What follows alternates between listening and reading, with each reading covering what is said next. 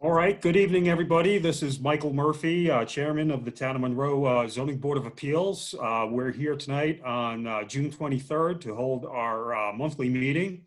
Noreen, can you do the roll call, please? Mike Murphy, Here?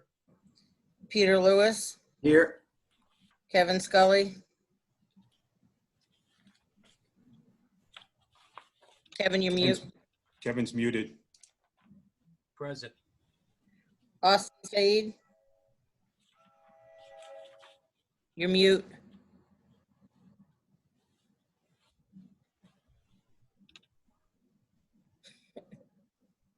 I see Austin out there, but he is muted. Third time's a charm. There you go. And Aaron is out. We have a quorum. Okay, thank you, Noreen. So I'd like to begin the meeting with the Pledge of Allegiance. I pledge allegiance to the flag of the United States of United America States of America, and to the republic for which it stands, one one nation, under God, indivisible, with liberty and justice for all. Thank you. So, folks, welcome to the meeting, and we have quite a long agenda tonight. So, and this is the third time we're holding a meeting via the Zoom format. So it has its glitches. We're getting better at it with each passing month. David's doing a great job navigating us through these meetings. So I just wanted to go over the agenda that we have tonight. We have a long agenda, just to give everybody a heads up. We have the first application is 285 Seven Springs Road, and that is an area variance. The next item up we have is Eagle View Estates, and that is a subdivision that came in for lot coverage variance and interpretation of lot coverage. That's up for resolutions tonight. Then we have two new applications. Catherine Vito, area variance on 10 Eagle Street, out by Walton Lake. There's an application for an area variance on the rear yard setback. Next new application we have is Lacerdo on Linden Lane in the town of Monroe, and they're also in for an area variance. This is for a front yard setback. Okay. Item 7 on the agenda is Kingsville Synagogue. They're in for an area variance. And the final item on the agenda tonight is the Verizon cell tower.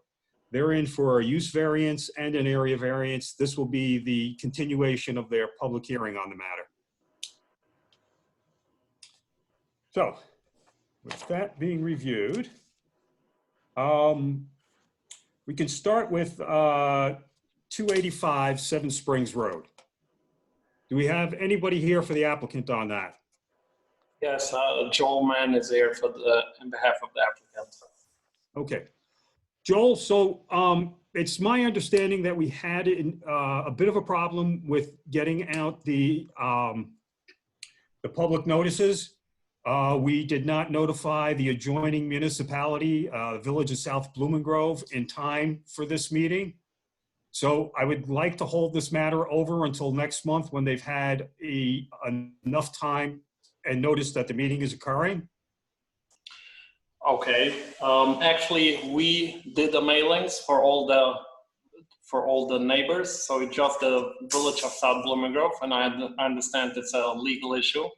The only thing where I would like to discuss tonight is we had comments at the last meeting, and the board asked for more information, and we did a submission. So if we can go through the new submission and see if the board has anything more to request, and that way we hopefully can close this matter at the next meeting. So it's whatever, it's up to the chair. Okay, I thank you for that. So we'll put off opening the public hearing until next month's meeting. And we're notifying anybody in the public who's here tonight that this meeting will be held next month. There will not be a new mailing of notices out to the public. So please be aware of that. Next month. Excuse me, Mike. Yes? They do have to do the mailings over. Oh, they do? Yeah. Yes, because of the error that it was my error that I didn't notify South Blooming Grove, so the public hearing has to be re-notified. Joel's office is aware of it and he's gonna take care of it. Yes. Okay, Joel. So we did receive the additional information you submitted. I had asked for a signed and sealed survey map of the property, and you've provided that, so thank you. And I also had asked for some of the background information on your county road cut permit, and you provided that. Is there anything in particular that you want to point out to us about those additional pieces of information? Just shortly, so we, as you said, so we revised the application to include the parking area in the front yard setback, also a pre-existing condition, and they approved the old site plan and architectural plans and a as-built updated survey. On the as-built survey, we did it on the top of the survey, we did a table showing the original zoning in 2015, the existing condition, the variance granted in 2016, then the new zoning adopted in 2017, and existing conditions up to date. And based on that, the variance is requested. So this was something what the board has asked for the last month. So it's on the as-built survey, we added this table. And basically the DPW information.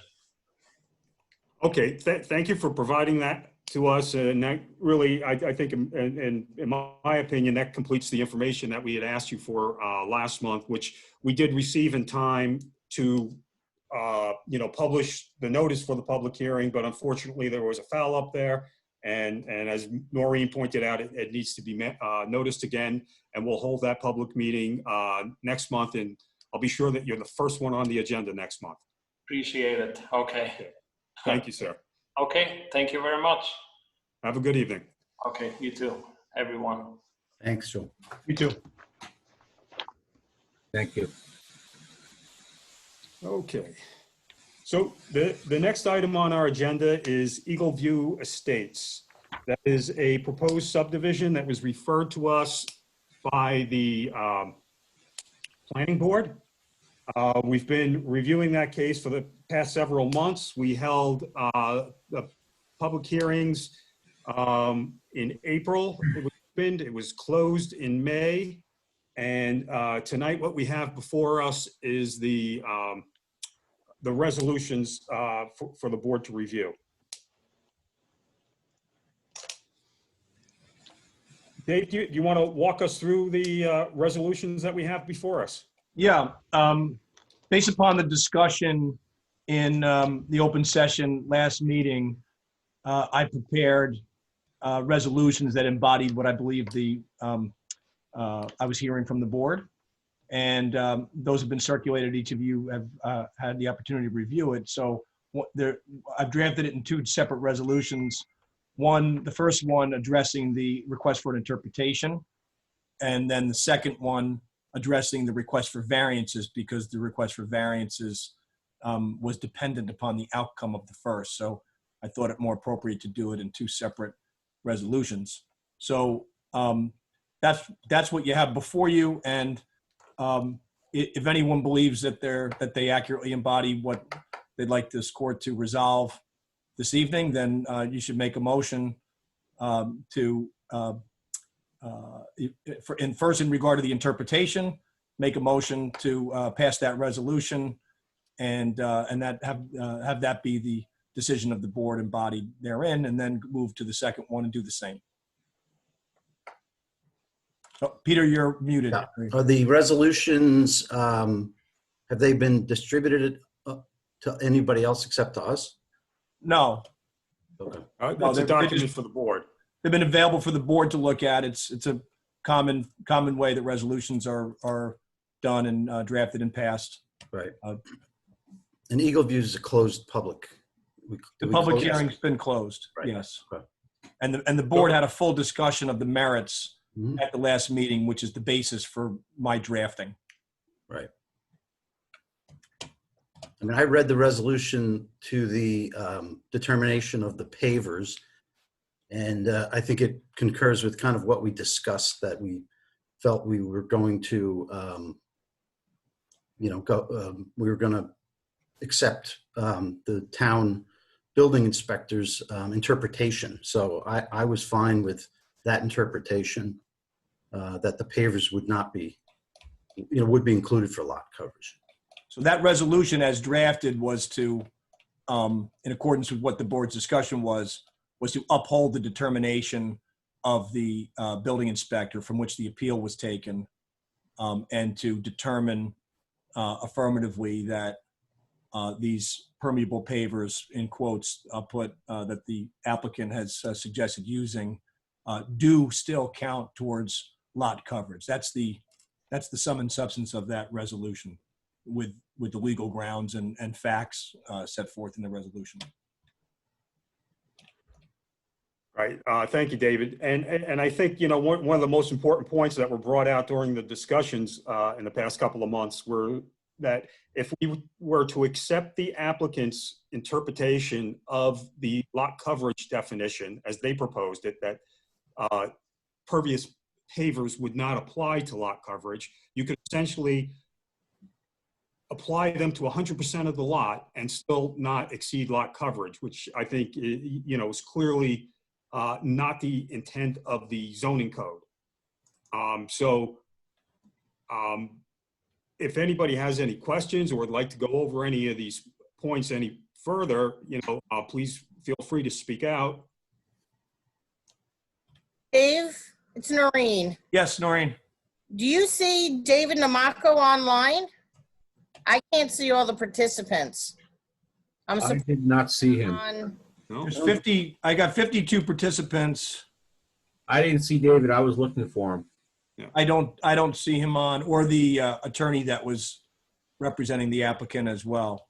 Right, Mr. Fishberg. Should I try calling Dave's cell phone and check his status or no? I don't think you need to. I mean, the public hearing was closed and the board made, pretty clear its feelings. So I don't think that it's any surprise. I don't think the resolutions come as any surprise to the applicant at all. I would imagine both Mr. Namako and the attorney, Mr. Frischberg, were online and fully participated in last meeting and heard the open discussion on all issues. Okay. So Hey, I just wanted to make sure. you certainly could if you'd like, but it's not required. Yeah. And we have a lot of things on the agenda tonight. So I would like to move forward on this one. If there are no further questions from the board members, would anybody like to make a motion to adopt the first resolution on accepting the interpretation of the building department on the just definition of lot coverage? A lot. I'll make a motion to vote on the interpretation of the building inspectors on lot coverage. Okay, thank you, Kevin. Would anybody like to second that motion? I'll second Austin's side. Thank you, Austin. Okay, all those in favor? Murphy, Aye. Kevin Scully, aye. Austin's side, aye. Peter Lewis, aye. thank you, gentlemen. Thank you. I believe that's unanimous. Okay, so moving on to the second motion, which is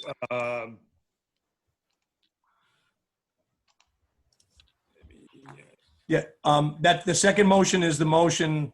The second resolution is the one on the variances, variance application. the variance application, and because the first resolution went the way it did, it meant that the variance requested for lot coverage was the total lot coverage came out to 45.8% because the pavers are included. So the resolution as drafted denies the area variances for that were requested to 45.8%. And of course, you've seen the resolution, but it steps through the required analysis under town law section 267, just as the board engaged in that deliberative process at the last meeting.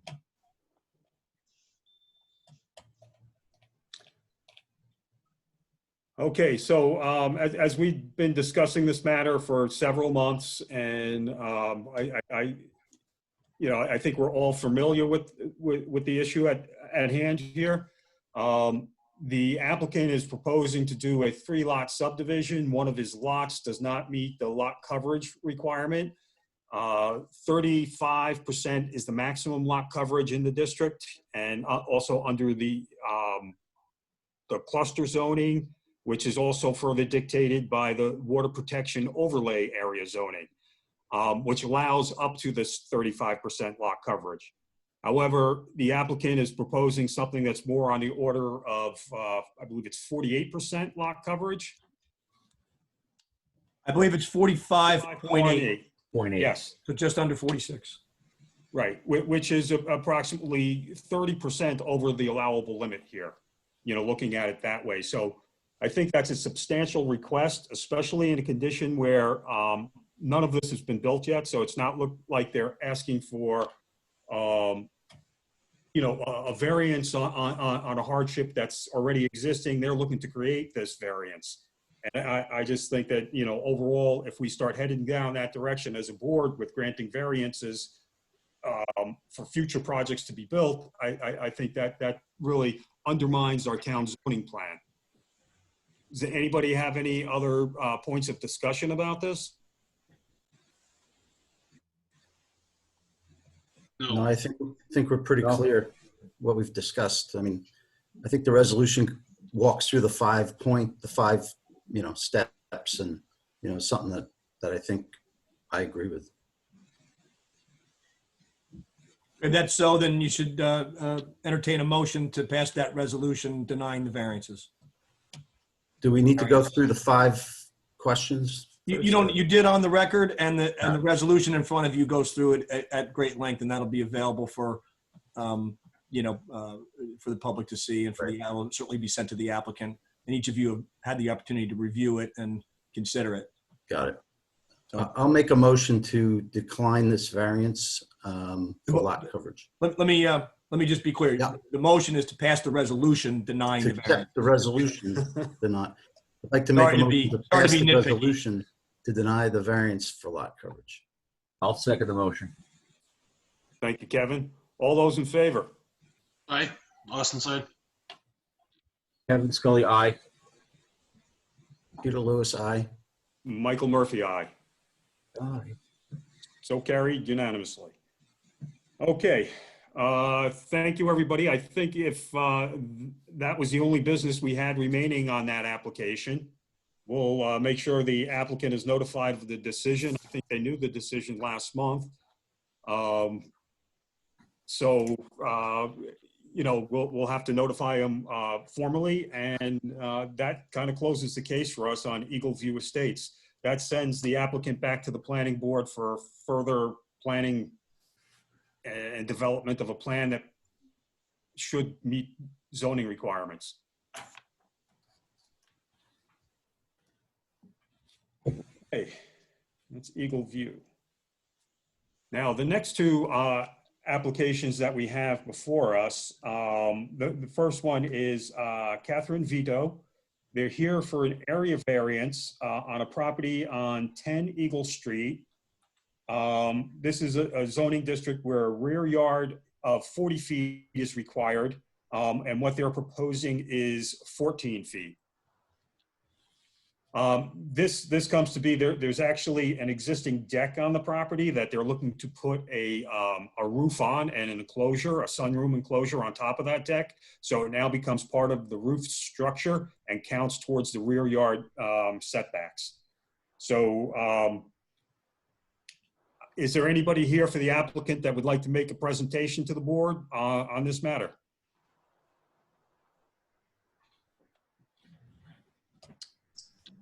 Anyone? Anyone at all? She's supposed to be. She called me earlier to verify. Oh, I see one person that's trying to connect to audio. It says Galaxy Tab E. I don't know if that may be this individual.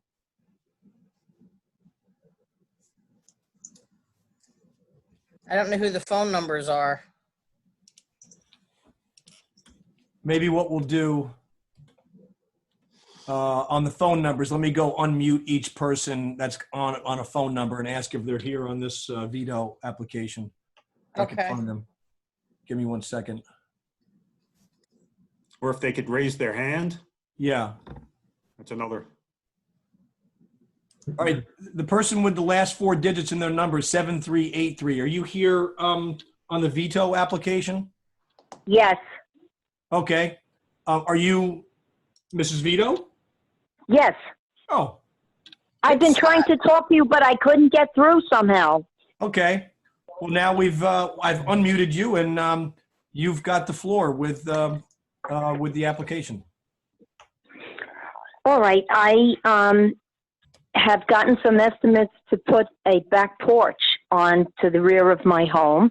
I've been here for 32 and a half years. I own the home presently. I've paid it off. And I found this company which told me they would put a 12 by 14 sunroom, and it would not have heat or water or anything like that. It's just a 3-season kind of a room. And the 14 would be on the wide. That would be the width. Back, it would be 12 feet, which leaves me with 14 feet in the back, so that I don't meet the setback requirement. I don't have enough room on the back. I don't have any other spot on my property. It's 50 feet by 100 feet because this was an old bungalow community. So I don't have any place else I could put a sunroom. And I was just hoping to get this so I could sit, in nice weather, sit out, have coffee, or have some plants in there. That's basically what I'm trying to do. I'm a homeowner. I'm not a business or anything like that. I have no intention of running a business. I'm retired. Congratulations. So, thank you. Ms. Vito, is what's currently there? Is it a patio or is it just? I have a deck. I have a wooden deck. Mm-hmm.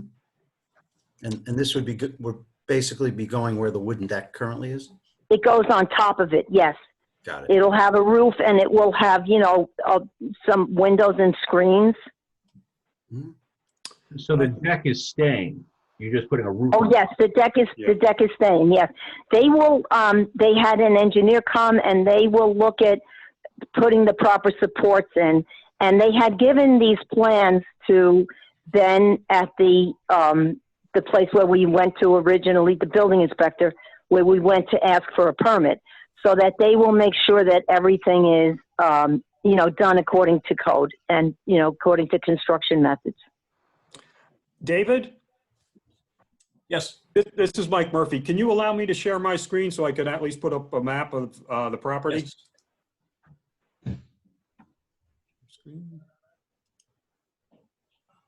All right.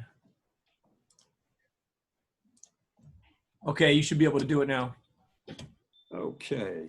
Ooh, there we go.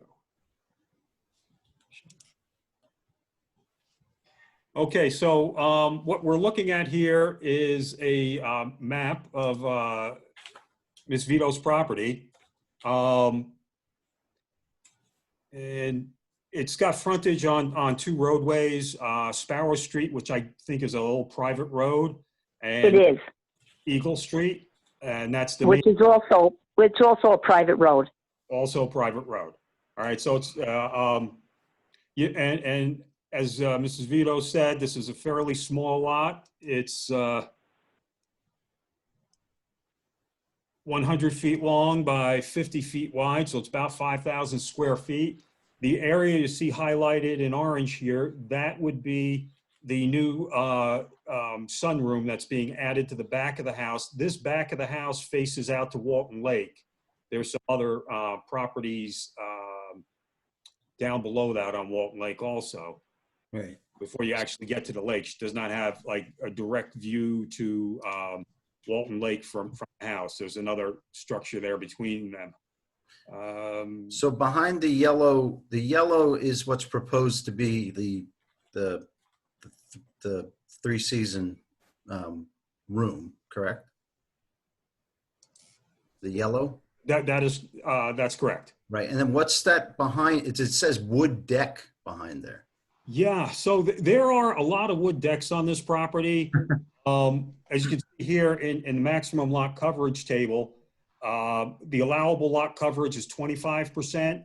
This property is currently at 52.5% because of all of these decks, the house, the driveways, the walkways, and you add all of that up, you've got 52% lot coverage. However, this Three Seasons room is being added on top of an existing deck, which already encompasses the lot coverage calculation. It's already accounted for in here. Right. So we're not increasing the lot coverage. What we're doing is decreasing the minimum rear yard. This corner from here to there was originally, or currently is 26 feet. It's supposed to be 40, but this is a pre-existing condition. What she's looking to do is build this enclosure on this upper deck, and that because it becomes a roof structure, then that becomes the rear setback, and it reduces it from 26 down to 14 feet. Right. Ms. Vito, you're proposing to keep that other wood deck existing there, correct? Yes, the reason I have that is because the property slopes down like a little hill, and it's unusable. I couldn't really have a lawn. I guess I could put flowers or something, but I put a deck so that there's more usable space. Right. Okay. So in terms of the application materials that Ms. Vito submitted. Mike, just one quick question. Sure.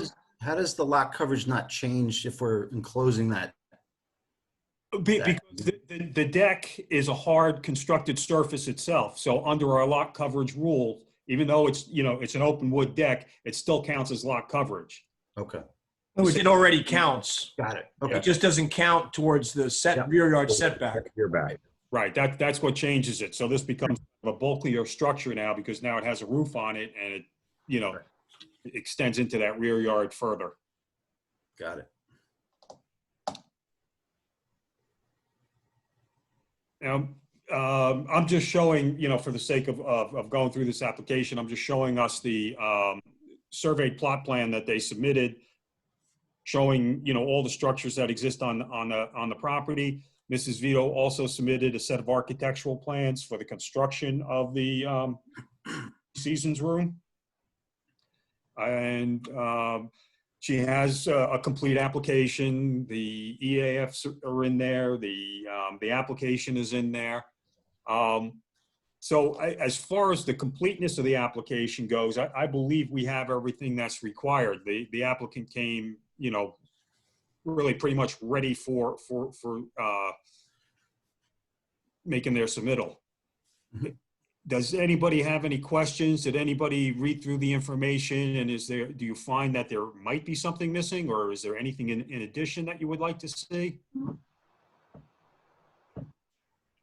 No, we reviewed it.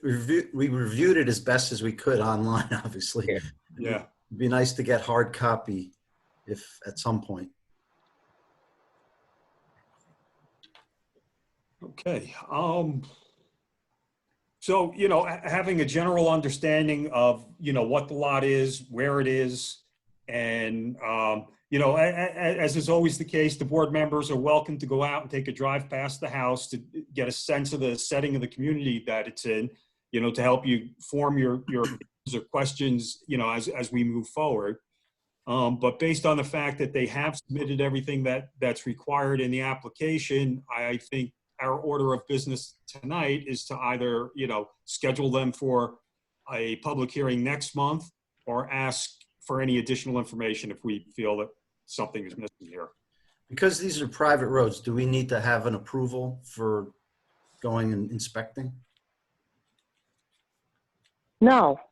Okay. The people drive up here all the time because, sometimes, like right now, there's a house for sale.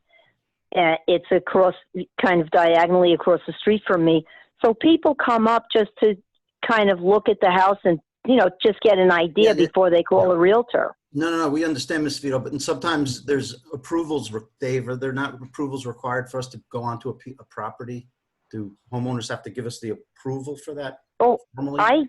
I'm giving you the approval because I'm the only one who lives here. No, I get that, Ms. Vito. We have to just follow some protocols. I think it's part of our, and Noreen could tell me better, but I think it's part of our standard application package Yes. that the applicant signs and provides the Approval. authority. Okay, Yeah, we covered that a few months ago. got it. Yeah. Just if you're going to go, you're all entitled to go, but you just don't, I ask that you not go together as a quorum. And if you are, don't discuss anything, just look. Yeah. Or if you're going to go and want to discuss it, we have to consider that a meeting and we notice the meeting. Otherwise, each of you can go individually and stop by and go take a look and step on the property without fear of being a trespass or anything like that. So, I would just ask if you could call me first because I have a couple of dogs and I have a fence for the dogs. And so if you came in, you might let the dogs loose by accident. They're elderly. They're not vicious or anything, but they could, I have vision impaired dogs and demented dogs. And so they could get loose and get lost. So if you could call me, my phone number's on the application, and if you could just let me know that you'd like to see, I'll open the gate and let you in. okay, thank you. That's generous of you to offer. Is everybody seeing the aerial photograph on Yeah, screen? I Okay, don't think we would need to go on the property. I can't see the screen. can't see the screen. It says Michael Murphy has started screen sharing. Yeah, I'm not sure who's speaking, but it's probably a bit of technology on your end because I know Yeah, we're all I seeing see it and it's being shared, but I can reconnect, no problem. Go ahead. Yeah. Okay. So as you can see here in this photo, it shows you the layout of the around it, the narrow private roads that are out there. The main road here along the right edge of the page, this is Lakes Road, and this is Walton Lake, the edge of Walton Lake you see right on the right edge of the photo. So, if you were headed out that way, that's where you would find it. I'm sure it's probably a very tight turn into this neighborhood up here. Yeah. There's a sign. There's a gray sign, a very large gray sign that says Walton Lake Park. Walton Lake Park. Okay. And you would make if you were coming from the village, you would then be on Lakes Road and you would make a right-hand turn and come up the hill. Got it. A pretty sharp right turn, actually. Okay. Good. So if everybody is okay with the materials that have been submitted, we've asked Mrs.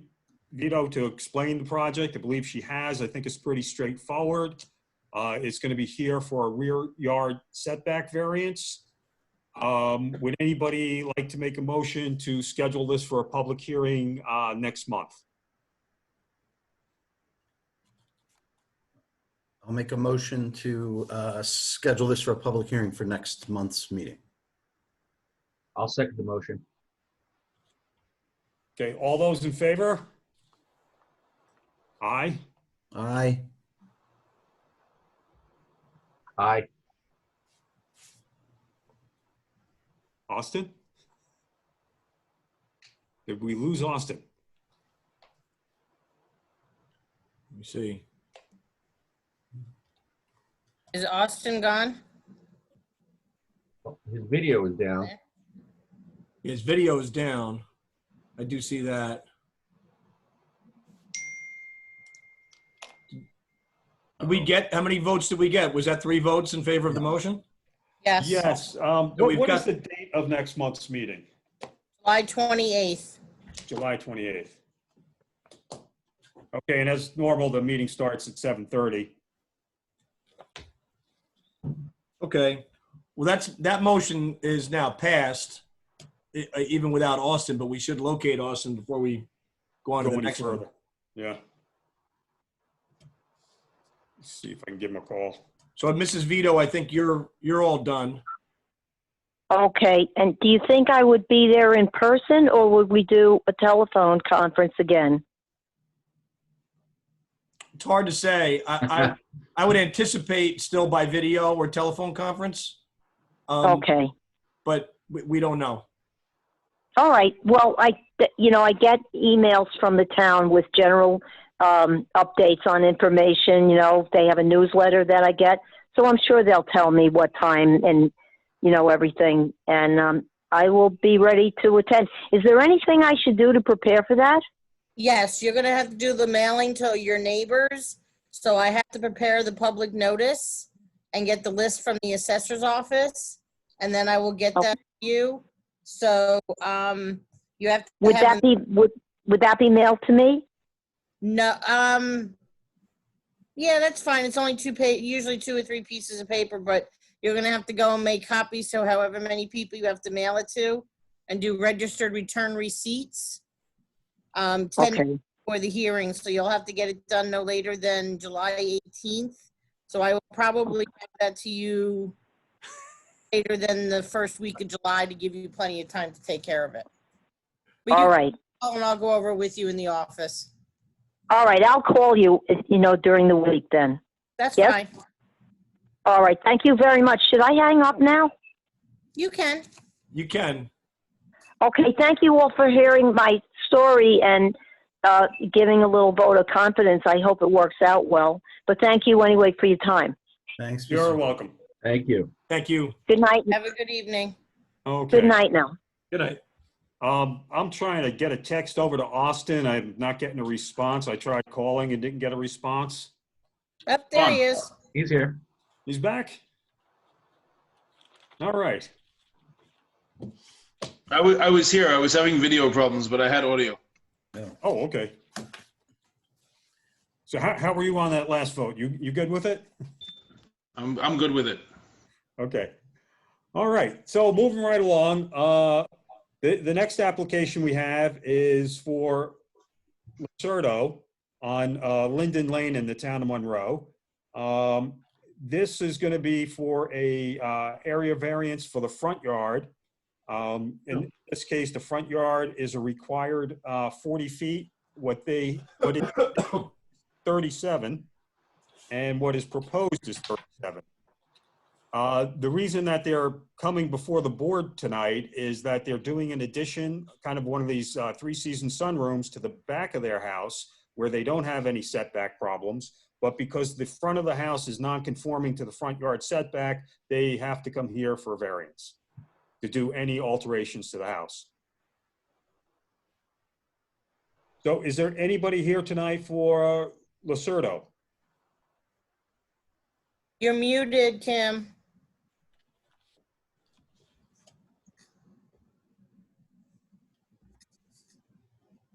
Oh, is it Kim's iPad? Is that what we're working on here?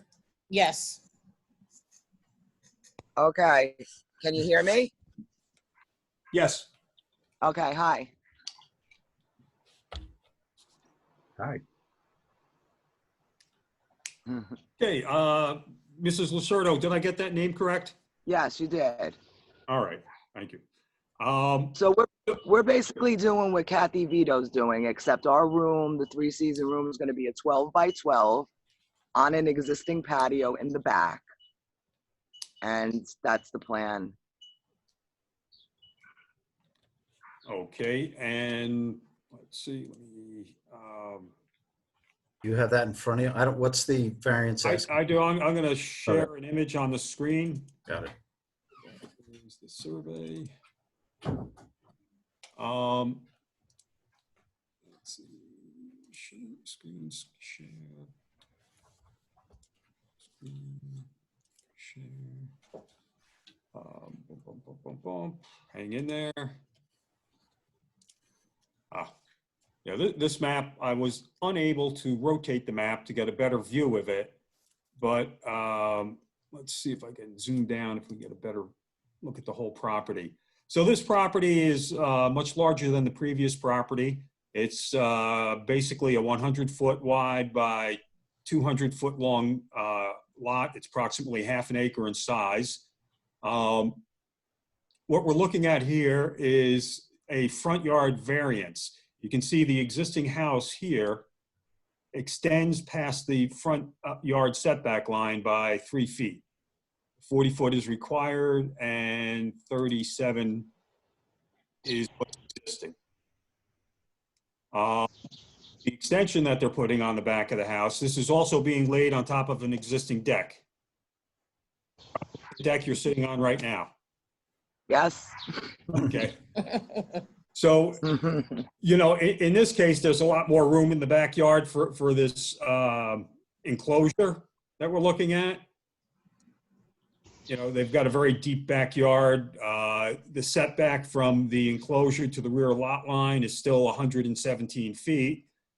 The only thing that's at variance with this proposal is that the front yard setback doesn't comply, and it never did, probably from the day the house was built. It's just pre-existing non-conforming condition.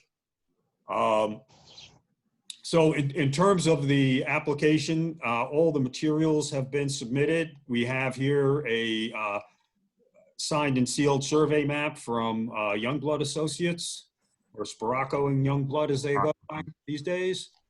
And this is a new map of the property, so this is all up to date. It shows all the structures on the property. Here in this case also, I believe we received some building plans that you know, demonstrate what it is that they're going to be constructing on the back of the house. The application had all the necessary forms.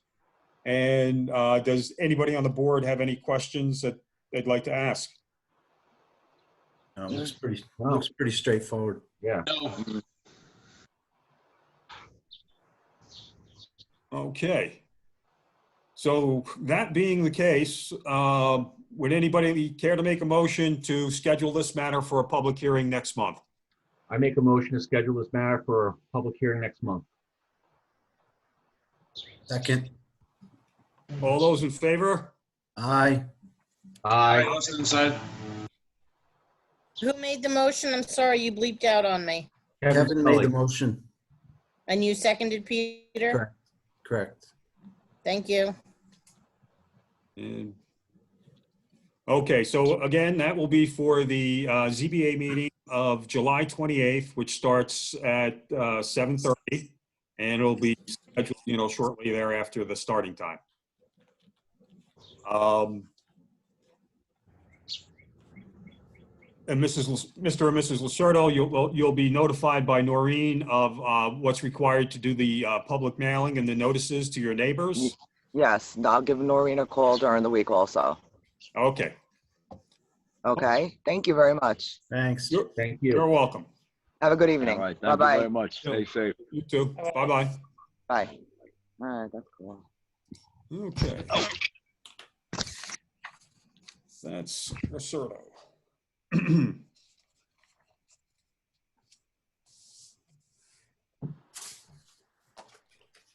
Now, the next thing I have on the agenda, Noreen, is Kingsville Synagogue. Mike, you want to unshare your screen? Oh, yep. I keep thinking I have new mail because I'm looking at your lower toolbar.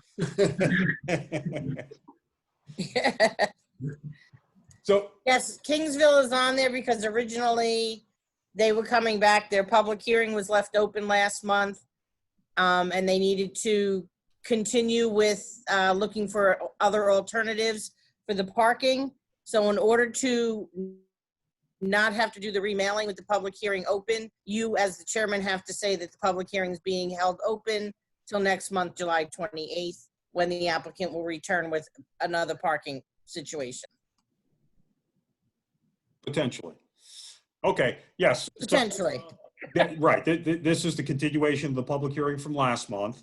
The applicant is not here tonight. We don't have any new information for us, so we will hold this public hearing meeting open and continue it next month on July 28th at 7:30 PM or shortly thereafter. And we don't need a motion because we're not closing anything here. So that's just an announcement so that anybody who's out there in the public looking to attend this public hearing, be advised that it's going to be continued next month. Thank you. All right, so tonight's going faster than I thought. Thank goodness. Now, next item we have on the agenda is the Verizon cell tower. This is the continuation of the public hearing that was opened last month. We have with us tonight our town supervisor, Mr. Tony Cardone, and he asked if he could say a few words at the start of this, the continuation of this public hearing. So, Tony, are you out there still? Yes. Can you hear me? Yes. All right. Thank you. Chairman Murphy, ZBA members, I want to thank you for allowing me to speak this evening. Your time and efforts during these applications are appreciated. And the town of Monroe, just so everyone knows, is very pleased with the makeup of our current ZBA. Their meticulous and conscientious manner with which all applications are reviewed are as thorough and as fair as it gets. Our town board wants both the applicant and the residents to know that we have not been ignoring this issue. The federal guidelines and regulations that our ZBA has to adhere to, along with the compliance of laws, have made this task one of the most encompassing since I've been on a town board and that our ZBA has dealt with. While I don't disagree with the frustrations of the residents in the immediate vicinity of the property, I will say that the door to this application was unlocked with Meadow Glen's right-of-way agreement, which offered the applicant the ability to go through this process, a process that in many respects by law limits the ZBA in some ways. I have had discussions with our attorney on this topic, and we're currently researching the following. Number one, with the parcel being owned by the Village of Harriman and outside its own municipality boundaries, whether the parcel can be used for purposes other than the Village of Harriman providing water to their residents. Number two, does a business operating on municipal land cause that land to now become taxable property rather than exempt? And number three, are there sales, property, or other tax implications which are tied into a commercial business operating on the property? And finally, number four, are there deed restrictions to the property, and can a private or commercial party construct outside of the Village of Harriman on land that is owned in the town of Monroe? We'll provide the ZBA with the answers after our review is complete by our counsel. I just wanted to make that statement tonight. Again, thank you for the opportunity to speak. Enjoy your evening, and I'll stay on just to hear the both sides of the application. Thank you. Thank you. Thanks, Tony. Thank you, Supervisor. Tony.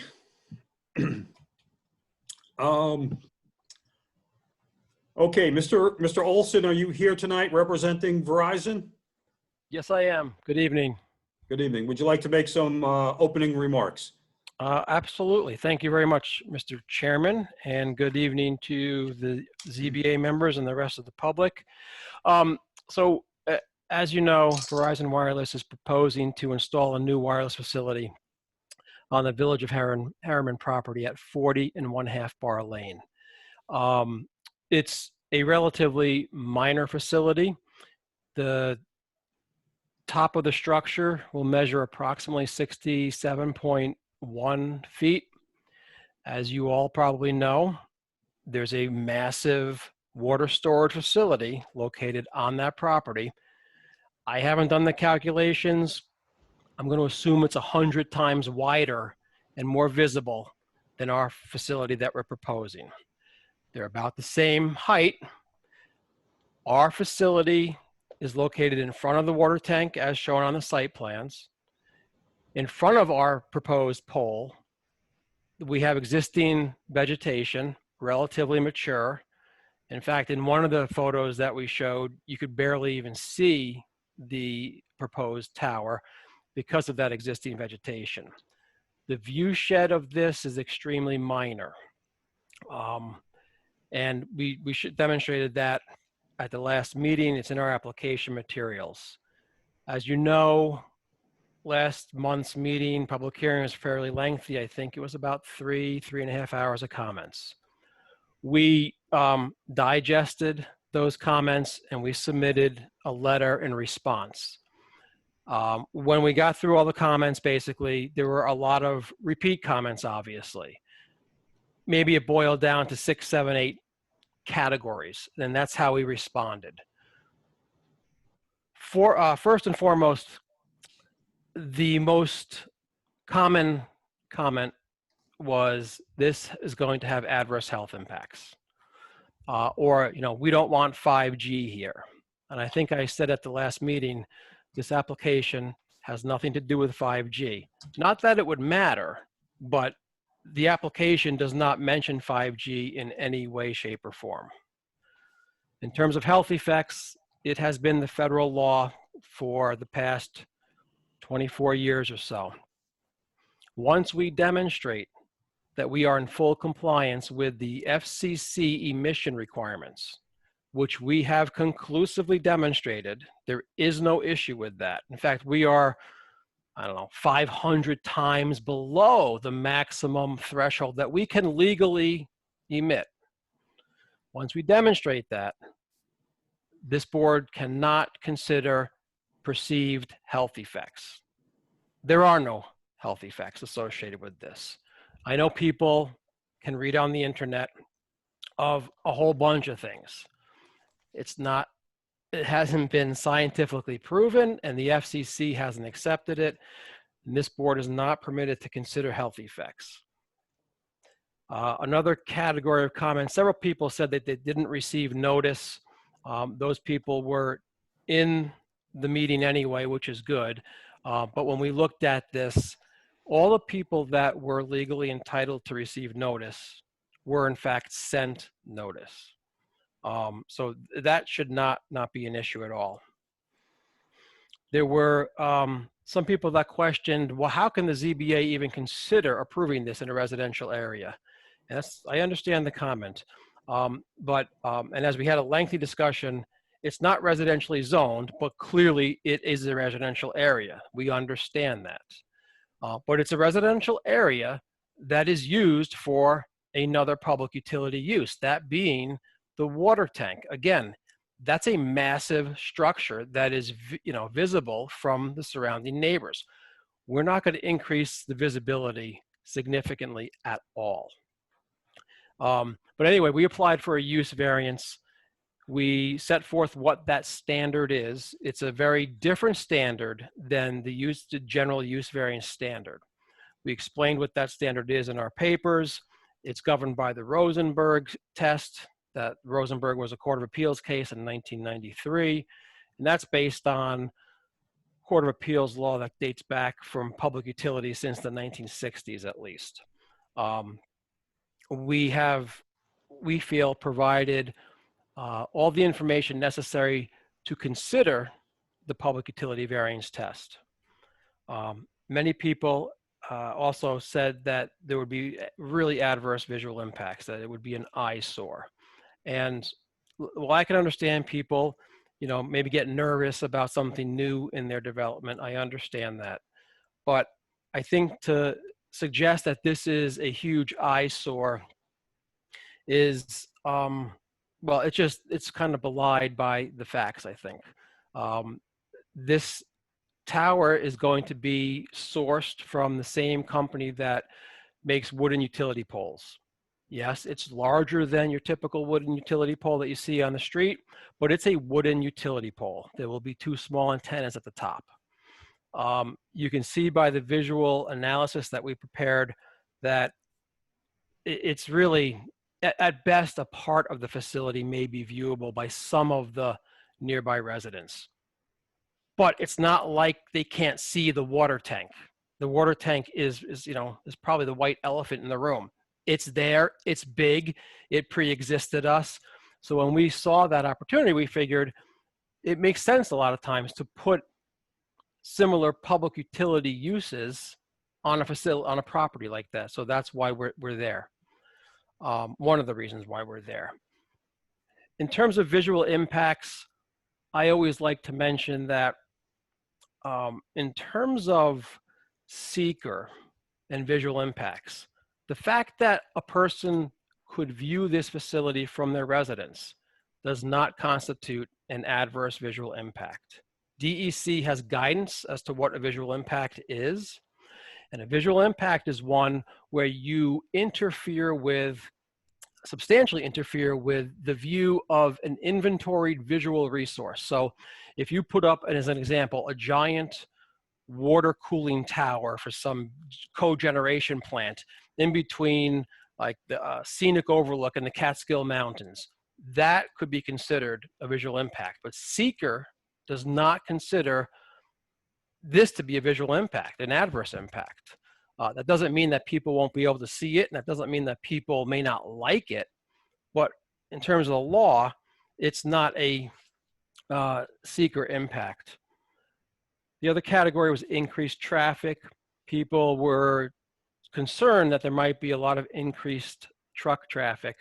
And we explained that that's not the case at all. Once this facility is built, if it gets approved, you're looking at maybe 1, 2, maybe 3 visits a year. And it's just with a standard SUV vehicle, like I'm sure many people in the development have. There were some people that questioned property values, and we did submit a market study. We never intended it to be an appraisal of this area, but it supports the general concept that people feel like if you can see a cell tower from your residence, it automatically lowers the value of your property. And this market study looked at numerous sales with properties that could see a cell tower and those that could not. And the conclusion from the appraiser was that there is no general hard fast rule that you're going to have a decrease in property values. That's just not the case. And I think probably the last category had to do with how we got here. And Mike Crosby last time discussed the fact that we have this proposed site, and it's actually, if we get this one approved, it could eliminate the need for 2 to 3 other sites in the town. And Mike described that. He also put in writing, basically, you know, what that history was. So and Chairman, I know you asked for some further information, and we were kind of scrambling today to put that together. We didn't get a chance to get it all together, and I apologize for that. But Mike is here, and I'm sure he can explain, you know, what the history was. The one thing I want to just point out is there are no alternatives to this site. In other words, of that prior plan that we had, this site was always an integral part of providing service. It was never like, well, maybe this site can be built, maybe we don't need it. It was always something we needed from day one, and that hasn't changed. So Mike, I don't know if you want to jump in and talk about what you discussed in your recent write-up. Well, excuse me, this is Mike Murphy, Scott. What I was hoping we could get to is, one of the things we're trying to establish here is whether this plan is the least impactful plan on the community. And what I have not been able to see clearly are the alternative plans that were looked at in comparison to this plan. And if you come to me tonight and you're saying, well, each and every one of the other alternatives always included the bar tower, then to me, that's kind of an incomplete alternatives analysis, because if they all have the bar lane tower, then the fact is that the bar lane tower is always going to be there. So that's the part that I'm just a little bit uncomfortable with is in terms of the alternatives that have been reviewed by your company. Now, I trust that your radio frequency engineers know all their physics and which sites can work and which ones can't. What's important to us here at the ZBA is, the physical location of the site, where it is in the community, how large of a tower is being proposed, and what variances you need for each of those different sites. And, just looking at the lay of the land out there, you look across that vast valley with all the ridge lines surrounding it. I can't believe that this is the singular, unique spot within that whole Thruway and 17 intersection that's the only place this could go. So that's one of the hurdles I think we have to get through tonight. And if it takes follow-up, if you don't have a good, concise presentation of, your other alternatives, maybe that's something that you can follow up with. Getting back to, the items of concern that were raised by the public last month, one of the items that you mentioned is that, well, these people bought their homes next to a water tower. But yes, that was an existing condition. That was their choice at that time to buy a home next to a water tank. Now, coming in afterwards and putting in this new utility next to their homes, that's what they're objecting to. That wasn't the condition under which they purchased their homes. And I'm not saying that's the single most important determining factor, but it is fairly important. In terms of, the other items that were mentioned during the previous public hearing, that, not all the residents received notices. Well, we have a mailing list that shows 45 notices went out. So that was a pretty substantial mailing. And as you said, the fact that so many people attended the meeting, the word got out that this meeting was happening and this was the topic of discussion. So I think that was effective notice. And that the 45 notices that were sent out is in compliance with our 300-foot radius from the area of interest. So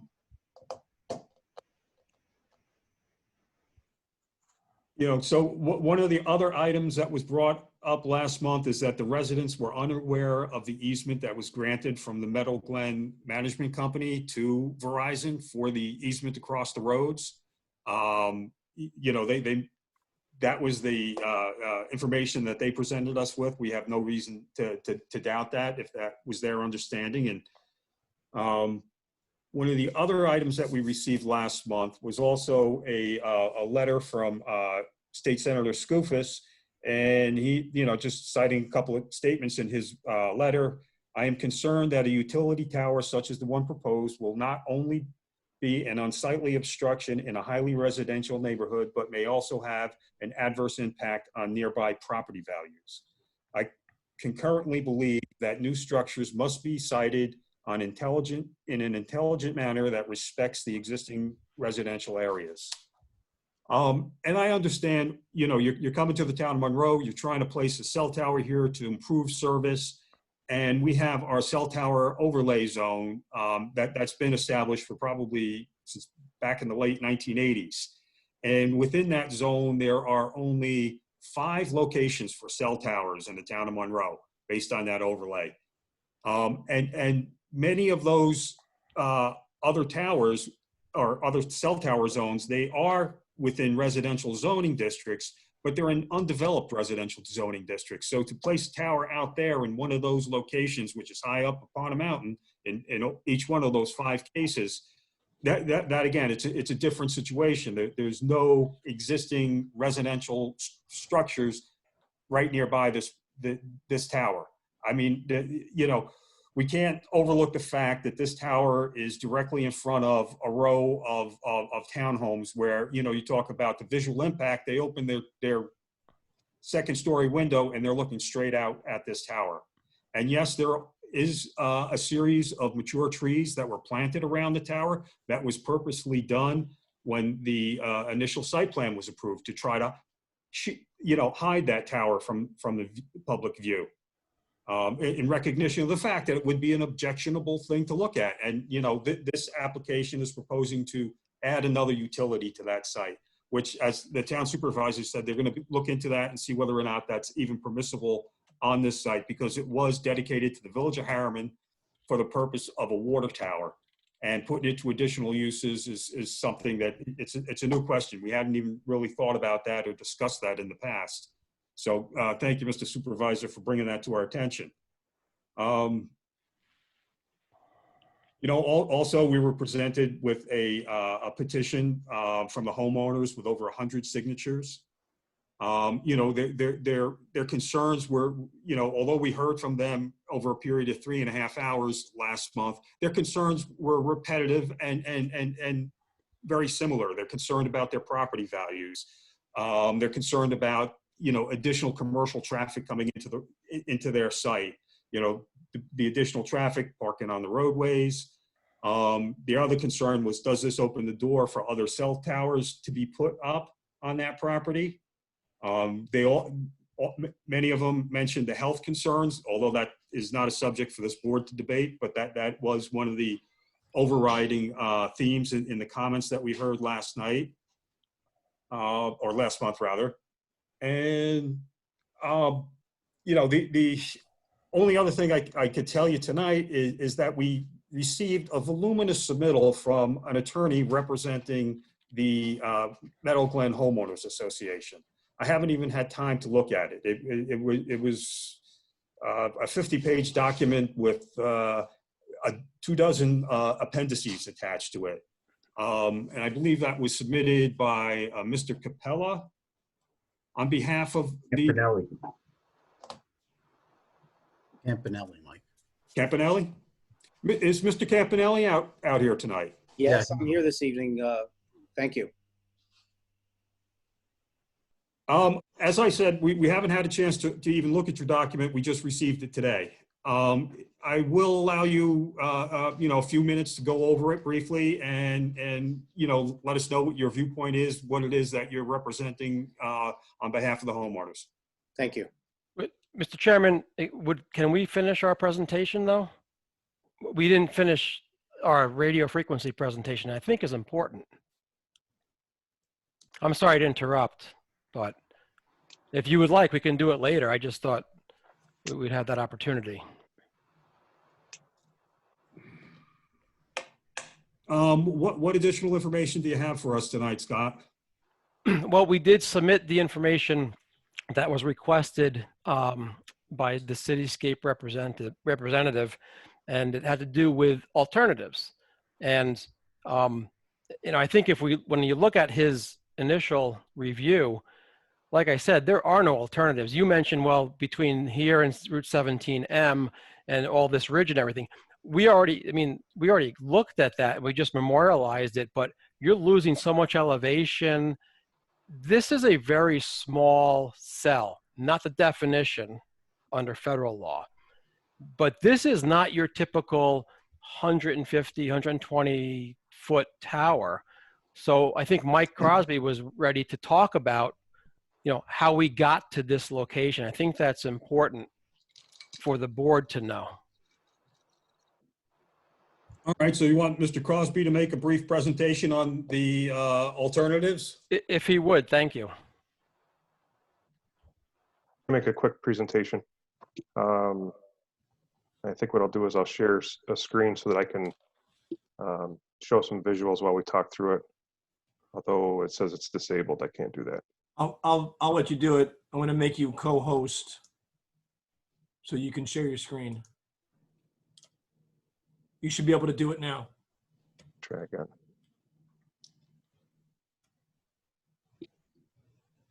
Okay.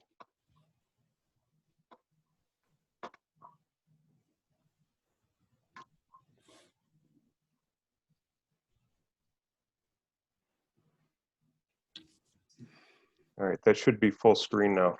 So during the last meeting, there was some question as to what locations were available for us to be able to develop the site and what were the conditions that guided us to the location that we're at. And we provided to the board as well as Cityscape this supplemental information to try to help provide some additional dialogue, some additional backstory that helps to understand, you know, what is driving us to this location. And in this area, we already have a couple of macro sites. One is the Woodbury Commons site, and the other one is the town of Monroe site, which is in one of the zones that was mentioned as far as the cell phone approved use zone. So we're already in that nearby zone. And, you know, in order for us to be able to provide the necessary coverage that will allow for the capacity offload, the site has to be located such that it is in close proximity to the high density users that are overloading the distant cell sites. And in this case, placing a new site in an area where we already have strong coverage and adequate capacity doesn't make sense. So that left us with the search for where is all the traffic coming from. And that was what our original 4-site design was targeting. And that's labeled here. You can see the Bar Lane site, Harriman Commons, Lexington Hill 2, and Lexington Hill 1. So we had a 4 small cell scenario. And throughout the period of time that we were developing these small cells back in the 2016 era, there was a lot of advancements that were taking place with small cells. There was many new antennas that were coming out with improved antenna capabilities, meaning these antennas were more capable of containing the RF so that it wouldn't overshoot. It was better for higher gain, so they were better able to service their targeted locations as opposed to interfering with neighboring sites. And during the development process for some of the adjacent rings, including the 2 Lexington Hills that are mentioned, as those sites, we were unable to identify a feasible location for them because there is significant terrain in this area. 17M is one of the lower areas, and as you go up to the southwest towards where Lexington Hill is, you're going up in terrain significantly. So in order for these small cells to work, they have to be situated where they're able to provide service to those target objectives. We were not able to identify a location that was feasible, that was willing landlord and met zoning code. And one of the things that Scott mentioned earlier that's important is anything that we propose in this area is going to require a use variance because the law is written such that there isn't an area here that is, hey, why don't you just go there? That's a spot that's approved by our town to go there. That doesn't exist. So as we were looking at what our options were to try to resolve this area, the Bar Lane site, which was and has been part of the 4-site plan from the beginning, and as those antenna capabilities advanced, we got new antennas, we got new radios with different capabilities. We reviewed that area and we said, this is an opportunity for us to not have to have 3 or 4 sets of neighbors coming out to your meeting. So we could be doing this 4 times where there's 4 sets of neighbors looking at 5G misinformation on the internet and then circular reporting that throughout the community. And instead of focusing on what the actual intention is, which the intention is actually to provide the necessary servicing capacity and do it from a location that makes sense, that has the least impact to the most people in the area. And that's why we proposed Bar Lane site. Bar Lane site is the only opportunity we have that's situated such. It is a unique opportunity for sure to be able to allow us to provide that coverage and capacity without causing interference to the other portions of the network that already have service. So Bar Lane, when we originally looked at that, we were looking at Bar Lane from a standpoint that here's an existing structure that we can mount our antennas to, and that's going to have the least impact to the community possible. And during the construction process, during the development process, I should say, our construction crew has identified limitations with the tank that prohibited the ease of attaching the antennas to the tank as we would have liked done so, and have done so in other similar applications. Water tanks and cell sites go hand in hand. Water tanks are located typically on high ground, and in many areas, communities have built around those tanks. And so that's a common area for us to look at. So it was with good intentions that we identified the tank property as a suitable property for us to co-locate. And unfortunately, because that tank was not designed such that it allowed for antennas to be mounted to it because of the actual structure of the tank, we've proposed what we felt was the least minimal intrusive option, which would be to put a wooden utility pole next to the tank with 2 antennas on it. And the resulting solution would actually prevent 4-site solution and be able to do it with 1 site. And actually, on the next slide, you can see here that some of these hot spots where the traffic is coming from are identified in these red circles, and the black dashed areas represent the areas that we were looking at for the 4 sites. And then the resulting plan was to split that coverage into 2 sectors that would allow us to get those 4 sites done with 2. So we're trying to do more with less. We're trying to do things in the least invasive way possible. We do appreciate the concerns of the neighbors. I did read through the 80 letters, and I was, I've read a lot of these letters over the years, and there seemed to be circular reporting and misinformation throughout a lot of the documents referencing the fact that this was a 5G site, which it is not, referencing a lot of things that I thought were quite unrelated to the topic at hand. But nonetheless, I did read through the letters, I do try to understand the impact of the community, and we don't intend to put anybody out or depreciate anybody's values. We're just trying to improve service in the area. I think there's a study that Scott has referenced earlier that, you know, something like 83% of millennials, which are a lot of the upcoming people that are going to be purchasing these homes in the future, would not even consider purchasing one of these homes without adequate cell service. Once this site is in place, the Bar Lane, Meadowbrook community is going to benefit from some of the best wireless service available anywhere. And so I think that there's good that comes out of this application, good that comes from this proposal. So that's my portion of that. And this was in response to the Cityscape question about the location and the use of the property. And we did submit this last month, or earlier this month, I should say. Mike, I have a quick question on the location of the cell, not the tower, but you know, Verizon submitted a document regarding why it couldn't be attached to the water tower. And, you know, you had mentioned that this tower is not built to accommodate a tower, but in the document you sent, the first two conditions were, the first was cost, that it would be too cost prohibitive.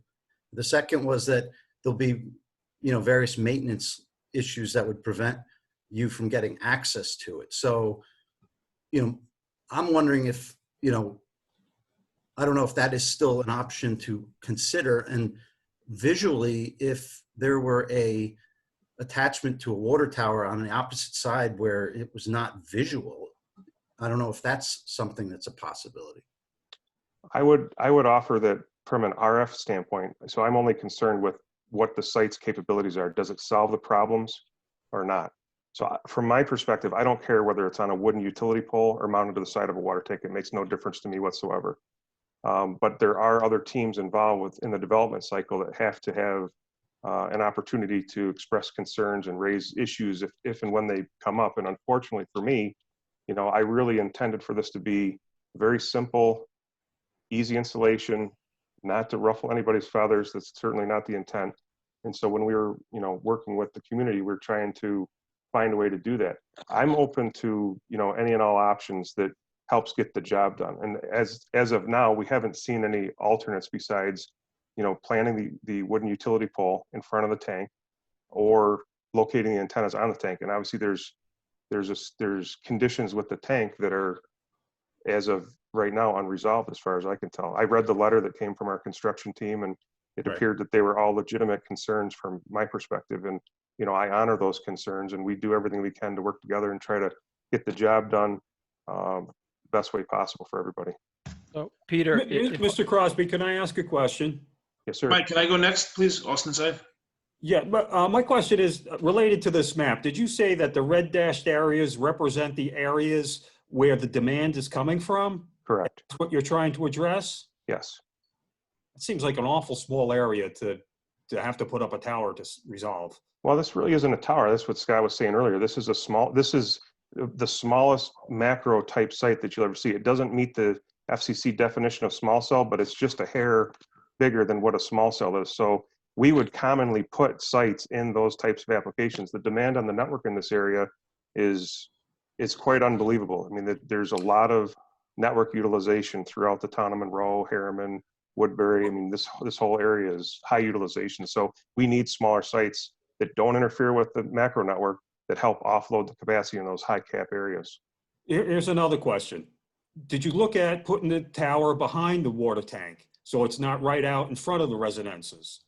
That's a question that did come up at one point in time earlier in the development process. They said, what if we were to put the tower behind the wooden pole behind the tank? And we said it wouldn't be a wooden pole at that point. It would become an actual. Okay. Well, I'm just giving you the answer. You asked a question. I'm just telling you how that question went down. So we said, okay, it's not a wooden pole because we would exceed the height capability of a wooden pole. It would become a macro site. At the time, this was still considered a small cell. So it was still just to be a wooden pole. But if the board wanted something placed behind the tank, my comment to that would offer that it would have to be taller so that the antennas can clear the obvious obstruction that the tank itself creates. But that's obviously at the discretion of the board to make that recommendation. Mike, that was actually going to be my question, and I was going to ask if you could do that, why does it have to be? Why can't it be anywhere at that point? Like if you could build a taller tower, why can't it be anywhere that covers these two zones? You could build a tower as high as you want. Well, I don't know if that's That's exactly how it easier works. said than done. Well, I'm just speaking in hypotheticals. I'm not an RF engineer, or do I work for Verizon. I'm just an architect and a zoning board member, and I'm just trying to understand the kind of boundary of this conversation. You know, like what, Sure. you know, Right, because if you go out to the Target site, there's an empty restaurant pad that's there. It's as you enter the Target parking lot, it's on the left-hand side. All of that land in there is at the same elevation as the base of the water tank site. So, you know, couldn't you put, I would just rather see, if we have to have a new tower in this area to provide service, I would rather see that tower in a truly commercial district than rather up against, you know, and in the face of a residential area. You know, so The problem with the Target not solve lot the is, problem. I'm sorry, I didn't mean to interrupt. The No. problem with the Target area, the Target and Harriman Commons lot is it's about 20 feet lower in ground elevation. So there is a notable difference in ground elevation from that lot to the water tank, according to Google Earth, which is what I'm referencing. Well, I I've looked recognize at that it it's, and I've come up with less than 10 foot of difference between the two. okay, well, I respect that. I came up with 20, so I'm sure it's somewhere in that neighborhood. But nonetheless, the bar lane water tank is at the highest ground elevation in the area, which is unique to the area. And it's centrally located from an RF perspective. If I was to build a tower at Harriman Commons, that would be redundant and overlapping with my Woodbury Commons site, which is just about right next door to that, over by, I think it's Wendy's, is just down the street where the Woodbury Commons site is located. So we have to still remain centrally located in order for this to work without interfering with the network. So there is restrictions here. It's not that we just have a free-for-all. Bar Lane has always been part of one of the 4-site solution, and in this case, it offers us a location that helps us not to come back and have multiple other neighborhoods to disrupt and propose various structures for. If we intend to co-locate into something that's existing, and then that doesn't work out, and we're still trying to get that job done, it takes various shapes and forms. We try to always minimize the impact. I mean, we're trying to do the best we can. Our intentions are not to disrupt the neighborhood or upset the residents of the area. That was not our intention. Mike, I appreciate the attempt to optimize the network, but my question for you is, does the redundancy created by placing a tower closer to the Harriman Commons zone create a disturbance in that zone? Is it simply not desirable from optimizing the network standpoint, or is it creating an actual problem with your system, your network? Because the reason why I'm asking that question is because if there is no actual adverse impact of placing a taller tower and causing a redundancy, and you're able to offset some of the societal impacts, you know, within the town of Monroe, village of Harriman, you know, maybe the cost benefit, you know, of doing that, you may have a higher cost to do it, but there may be a better impact on the neighborhood. You know what I mean? It may be something to look into. It does two things. One, because of its positioning, it actually moves it closer to where the strong RF areas are from the existing macros. That creates interference and unnecessary overlap. The second thing is that it moves it further away from the majority of the coverage objectives, which are listed throughout that area. It puts us all the way to one side of all the objectives, which means a lot of that area is going to become weaker, and it's not going to be as effective. We're not going to get as much offload, and it's going to result with the need for additional sites in the area. So it's really a two-part: interference and coverage capability and offload capability for capacity.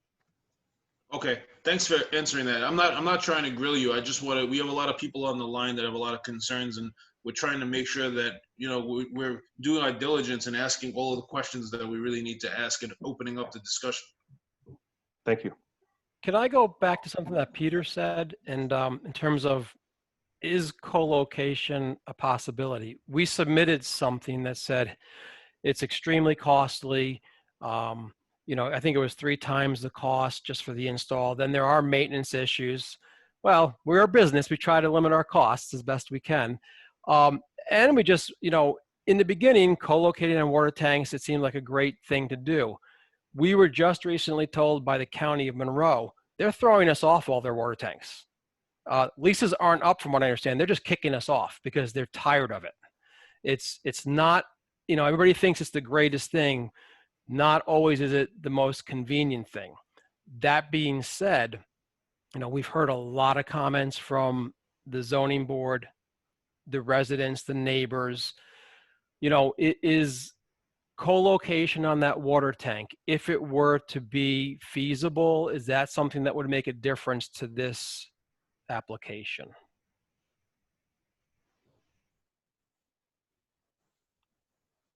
Well, yeah, I mean, Yeah, you mean putting it on the water tank?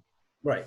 I mean, obviously, there needs to be Make a approvals for difference. that from various, you know, from There's a lot of impacts that the residents have brought up, you know, between health concerns and visual. You know, I guess you know you'd have to open the floor to the public, right, to understand. Like you said, there's different types of information. People go online and they read all types of different things. They don't know what's true and what's not true. And even when faced with something that, you know, is by a, you know, certified, you know, scientific, you know, objective fact, they may not agree or believe that. So, you know, it may be a visual issue. It may also be a health issue. You know, it's not something we can just make a determination on. Well, just to be clear, and by that, what you mean is that's what the public is perceiving. And of course, we all know, the public should know if you don't already know. One of the things that this board is constrained, one of the major constraints on this board is that by the Federal Telecommunications Act and other applicable laws, the board cannot consider any of your comments in regard to the adverse health effects, and they will not consider that. And that's just by law. It doesn't mean that they're not concerned about it or concerned about or not listening to your concerns as members of the public. It's just that it's prohibited by law, so the board will not be considering those. And that's what you meant, Austin. Yeah, I mean, we've reiterated that a couple of times. I'm specifically responding to the issue of if you were to co-locate an antenna on the structure, whereas the structure would become more concealed. You know, it wouldn't be something that was in the residents' faces. You know, that's something that potentially the board could consider, all health impacts aside, as a means to kind of, you know, work this through. You know, right. But I don't know. Yeah. I mean, it would definitely address some of the impacts. We certainly couldn't talk about the health impacts, but we could be a little bit more comfortable, you know, working on a solution that at least addresses some of the impacts. Right. You know, well, one of the concerns, you know, voiced by the public, which, you know, Scott, you summarized what came from the last public hearing. One of the issues that came up was regarding, you know, opening the door to a cell tower there. You know, I think Cityscapes in their analysis cited Section 704 of the Telecom Act, saying that we have no power to prevent anybody from going in there. So one of the concerns of the public was that there's not really, you know, a granting of this variance to allow you in there opens the door to anybody going in there and doing the same thing. If you've identified this as an area of a high target area, is it feasible that other cell companies would come to us to request to put a tower up there? Well, they would have to get the easement. Well, I mean, if the laws state that they have no, you know, that there's nothing to stop them from getting a tower, there shouldn't be a law that would stop them from getting an easement, because an easement's already been granted. Well, I don't think the law does give the right for a new tower if this board were to approve us. I think the law that's being referenced, and I could be wrong, but it is the Tax Relief Act of 2012. And what that says is if a carrier comes on, wants to co-locate on an existing and previously approved structure, then as long as that is not a substantial increase in height, et cetera, it has to be approved. But that doesn't mean you have to approve a new tower. And I don't think that if you were to approve this tower, you have an obligation to approve. You'd have to see an application and see if they meet the criteria. Right, but if you look at it's the Telecom Act, and it's Section 704. It clearly states that we we as a board do not have any jurisdiction to prevent any other cell company from coming in and doing exactly what you're doing. You have to treat functionally equivalent carriers the same. You can't discriminate against them. Right. So You can't discriminate. That doesn't mean you can't treat them differently if it warrants. But I hear what you're saying. Laws on their side to say, Verizon's got a tower there. I'm ATT. I want to put up a tower. I think it would depend on what type of tower. If they came in with a 150-foot tower and they said, well, you did this for Verizon at 67-foot wooden pole, you have to do it for our 150-foot monopole. The law would not support that. But if it was, that's just an exaggeration. The same thing you're doing. Scott, if this is Dave McCartney, would you address that issue? And if the analysis changes, if you have a pole that you're proposing, the wooden pole, as opposed to you co-locating by attaching to the water tank, if that turns out to be feasible, does that analysis remain the same? Do the rights of other carriers remain the same, or is it less likely that a future carrier would be able to co-locate also on that water tower? Can you just address that? Or I think it's less likely if we had a pole, you would be less likely to have another co-locator come on to that pole, because structurally speaking, we're talking about a wooden utility pole. So that carrier would have to come to Verizon Wireless and get approval to go on there. I don't know what equipment or antennas would be proposed. We don't see wooden utility poles being used that often for multiple carriers. So my point's being, if we pursued the pole option, we don't have to agree to the co-location if it doesn't make sense structurally, et cetera. But if you have antennas on the water tank, I think that might be a different story, where you now have that water tank is a base facility, and then you get into that issue. But would they be able to put their own pole up? Right. Again, it depends on what they're proposing. Yeah, this is Mike Murphy again. I'm not entirely sold on the idea of a wooden pole versus a steel pole column up there.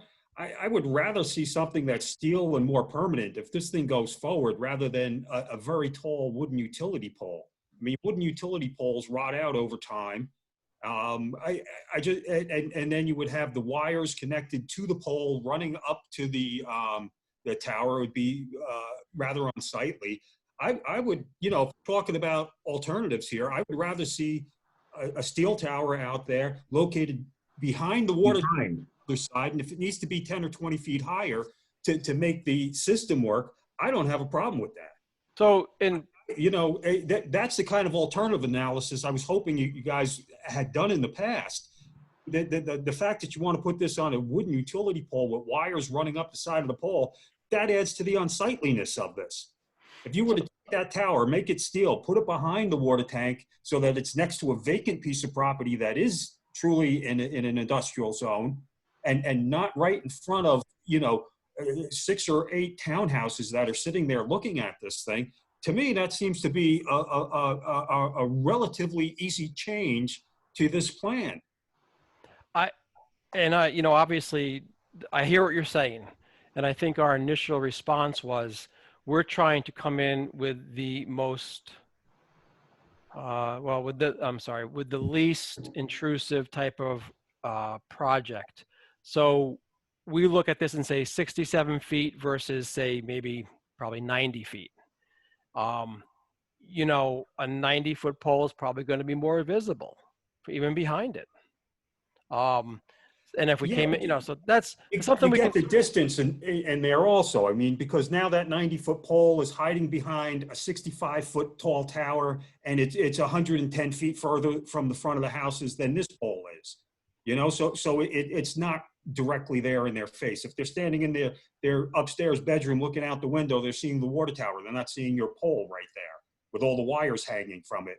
And the fact that one of your selling points on a wooden pole is that it may not be strong enough to carry a second set of cells on top, that doesn't sell to me very well. That sounds like this is an inferior structure. It's not. To a steel tower. It's not inferior. Well, build something to last. Well, just so you know, the wooden utility poles that are used all along the right-of-ways throughout the country, throughout the state, maybe in your town, they're designed to accommodate 3 transformers at a time. That is Mhm. significantly more weight than we're talking about. I mean significantly. And those poles last a long time. Do they get replaced eventually? Of course. Yes. Of Yes, course. they do. But that's part of this. At the point where this pole needed to be replaced, it would be replaced.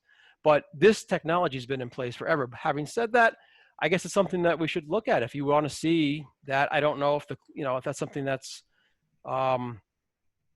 appropriate, or I don't know what the residents would think, but I'm sure we'll hear.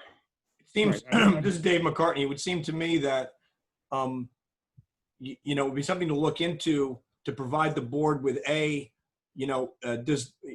tower of that sort in the location described by Chairman Murphy solve your problem? If so, how would it have to be designed to solve the need that you've identified? And then 2, could you provide a supplement to the visual impact analysis to show the board a comparison of the visual impact of what you propose versus what has been identified as a potential alternative, so the board can, and the public could get their eyes and arms around it, so to speak.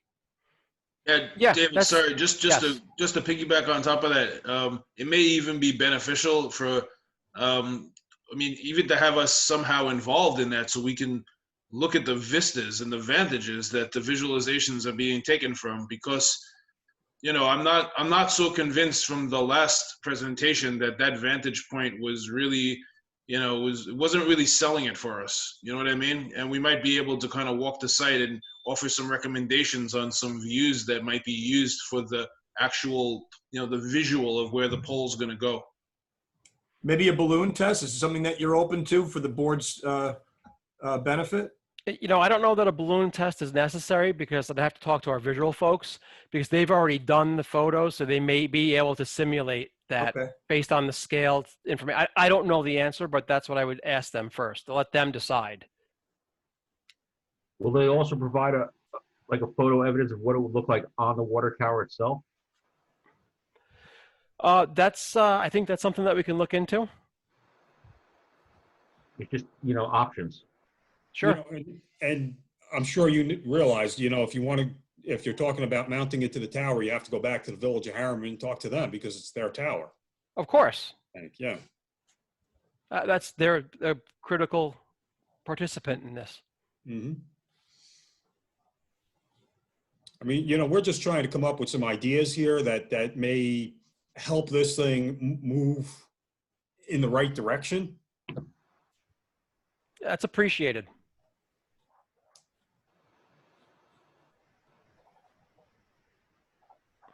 Okay, Mr. Chairman, unless Scott, you and the RF engineer, I'm blanking on his name, Mr. Crosby, unless you have anything further, Mr. Chairman, I think you were going to go to, I believe it's Mr. Campanelli, and we can hear if you want to go that direction next. Yes, I think so, because I know we probably also have a lot of residents online tonight, and hopefully Mr. Campanelli can speak on their behalf. And Mr. Campanelli? Yes, good evening. Thank you. Mr. Campanelli, can I just interrupt for 1 second? Yes. Whoever was sharing their screen, maybe, Mr. Campanelli, would you like that up when you speak, or would you like that down? I prefer that down, thank you. Okay, whoever shared that on their screen, if you could take that down. It looks like Mike Crosby. Yeah, I hit stop sharing. I apologize. I haven't been able to get my screen back the way it was, so. All right, I'm going to eliminate you as. Thank you. I don't withdraw co-host permission. Don't eliminate him. All right. Don't delete me. Sounds too permanent. All right, I took away your co-host responsibilities and authorities, but I still see your screen up. Yeah, I thought that was what was going on. I don't know. Options. Maybe if there's any suggestions, I'm certainly open to ideas at this point. There, you did it. Better. There we go. You solved it. Yeah, I don't know if I can take credit for that one. Somehow I was able to do it. Button that said stop sharing, so I hit it. Okay, Mr. Campanelli. Yes, good evening. Yes, gentlemen. My name is Andrew Campanelli. I am an attorney. I'm representing 79 homeowners from the town of Monroe. They've retained my services to assist them in handling this application. Earlier today, we did submit a 38-page memorandum in opposition, as well as supporting exhibits. Now, I haven't had the pleasure of appearing before this board before. I do handle cell tower litigation and cell tower matters across the entire United States. The Telecommunications Act of 1996 is my home turf. It's my forte. It's what I know.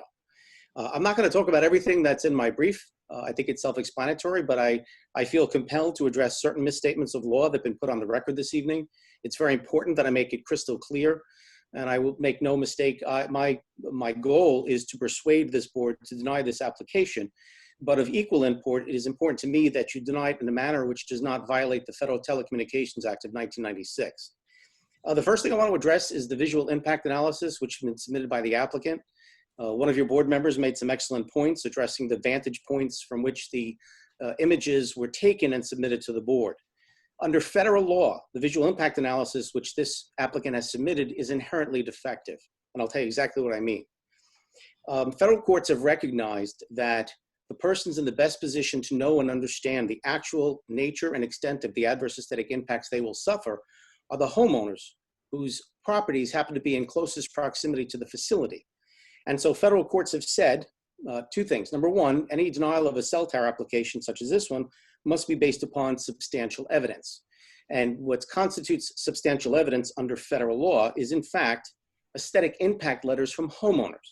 Once again, because they are the persons in the best position to know and understand the adverse aesthetic impact they'll find.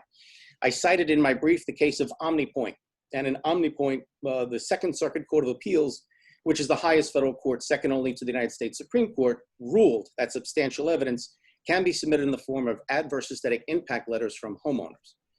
Now, the whole purpose for which an applicant is supposed to submit a visual impact analysis to this board is to give this board an accurate depiction of the actual adverse aesthetic impact that this facility would inflict upon the nearby homes.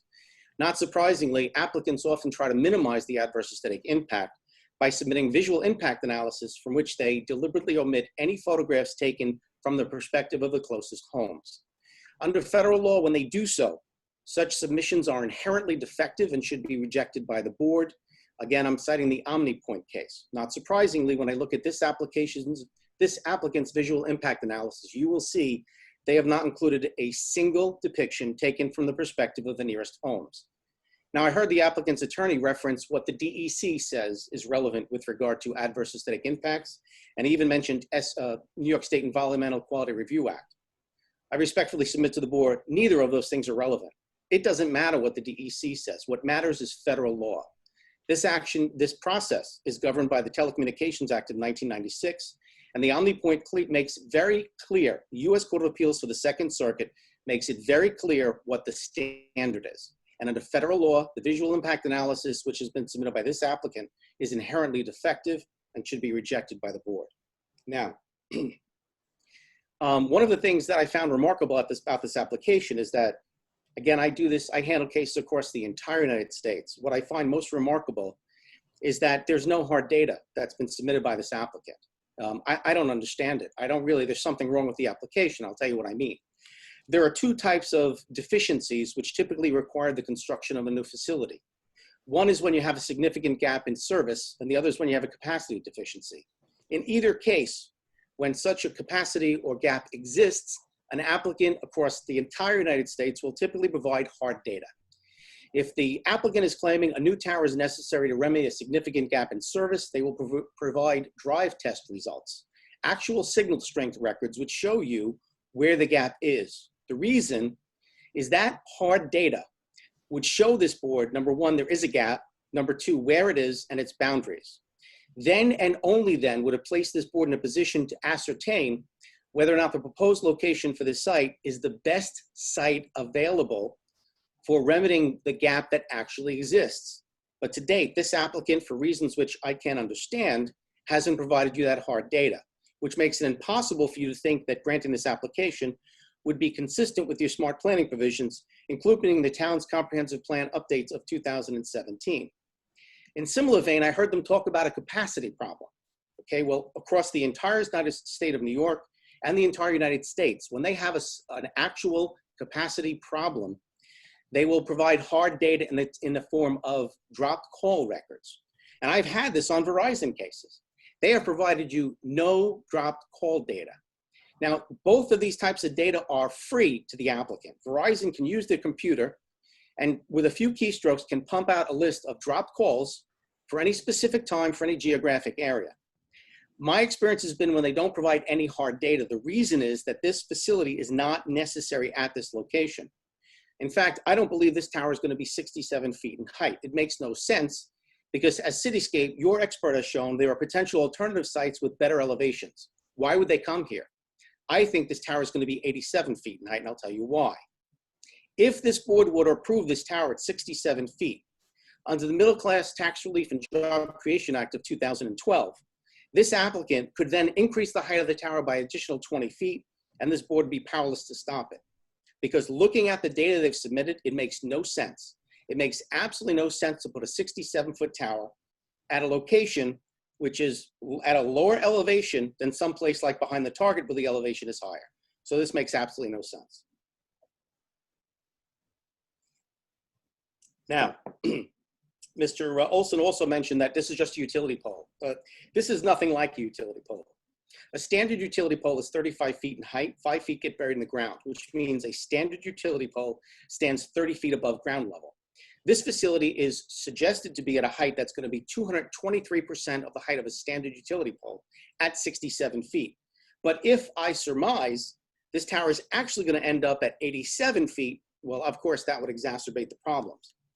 Now, as far as property values, because I know some of my clients are very concerned about that, my clients have submitted substantial evidence of the potential adverse impacts in property values that this tower would inflict upon their properties.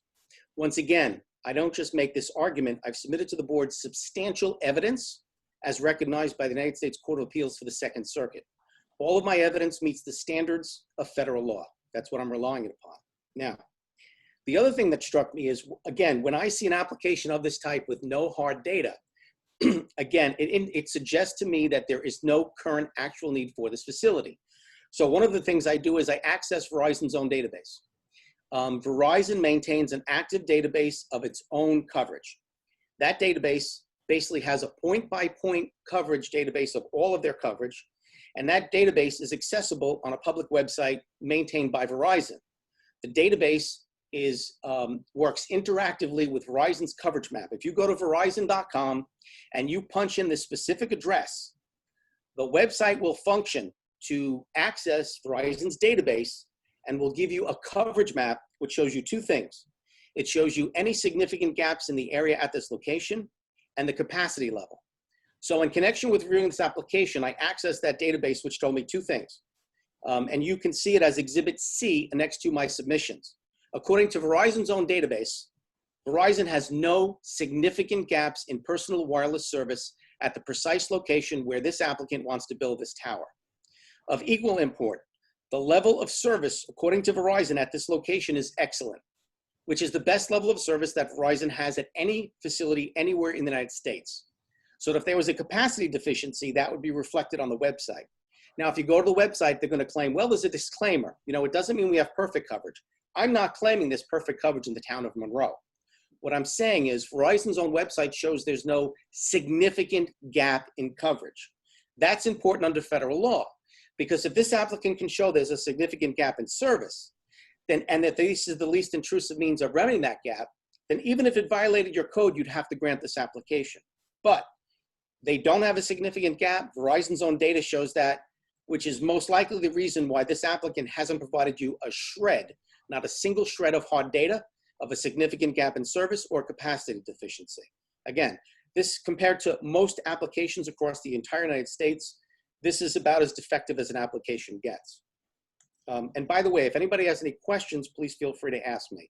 You should get the impression I've handled a few of these cases. In addition, there's a problem with a lack of sufficient fall zone. If I looked at the map correctly, It looks like there's a property or structure that's actually situated within the fall zone of this tower. Most local governments have setback requirements for cell towers. The minimum starting point is typically 110% of the height of the tower. That's to provide safety for structural failures, ice fall, debris fall, and fire, which happens much more than people would know. I would ask each of the board members, please educate yourself. Please look at the brief that I've submitted. It's written in plain language. It's not written in legalese. I'm not trying to impress you. I'm trying to make you aware of the federal law that's guiding you in this application. So I asked this board to apply the standards for granting a variance the same way you would apply it to anybody else.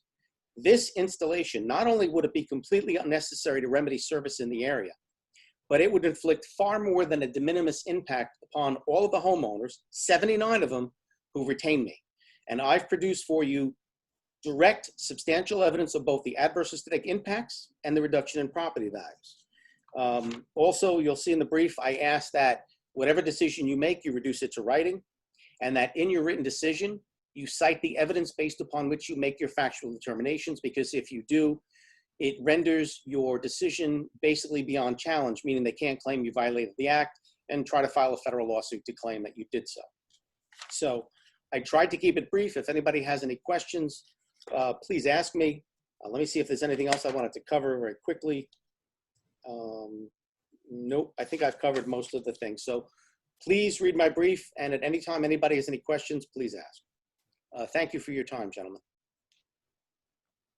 Thank you. Thank you. Well, thank you, Mr. Campanelli. I appreciate hearing your viewpoint on the topic. Okay, with that presented, I think we have just one last consultant to hear from tonight, and that's Cityscape, who was the consultant for the Monroe ZBA. And are we still online? Yeah, Rick Edwards here. Thank you, sir. Yeah, I have multiple comments, one of which is I heard conflicts in Verizon's testimony tonight as to what they presented in their rebuttal to our comments, which has raised some questions that I'd like to address further. I also would like to find out that, Mr. Murphy, you brought up a previous plan that was presented that I understood was changed later, and this is where you are now.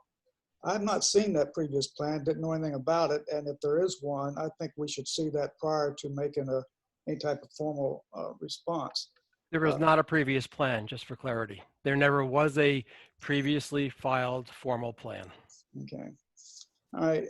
Many of the items that I have to comment about here actually are more questions that are raised issues about the process, but are about what I have seen and submittals that I've seen. And also, Mr. Campanelli has brought up some points that we've heard before. And there are some ways of working with those too. I don't want to say, but I would like to point out that Verizon did state that this does not, there's no mention of 5G in the application for this site, but I can guarantee you it will be a 5G site at some point down the road, because that's what a lot of these are being built out for. If he wants to go on the record and say it will never be a 5G, that would be an interesting comment, but I don't think he can do that. Another point that was made earlier was that the under 6409 of the Middle Class Tax Relief Act, any time an application is approved for a new facility supporting communications by jurisdiction, 6409 does allow an increase in height and girth by 10% or 20 feet, whichever is greater. So that's something I've had in the back of my mind the entire time we've been looking at this. I can't tell you as to the ultimate goals and objective, but all of our information was based on the submittals and the ultimate responses to our initial questions on May 17th. And that was provided on June 2nd in the memorandum that was spoken about a minute ago. And based on that information, we have made some analysis But I'm telling you right now, based on some things I've heard from Verizon in today's discussion, I would like to review that again. And I think this is not something to bring up at this point because I think it would actually wouldn't be beneficial. And I've got my reason for that, Mr. David. The other thing, there's a lot of information here. You made the comment that there would only be 1, 2, or 3 visits a year to these sites. Verizon I've been in many of these hearings, and I've never heard that before. I've always heard about 1 a month once it's built. Obviously, during the construction time, there's a lot of trucks and construction going on, but after it's built, there usually is about a once a month visitation for record keeping and so forth. Let's see, the property values as a question, that's not for us to address or whatever, but I can tell you that I personally have had that exact issue that took 2 years to sell a house because of something similar in my situation.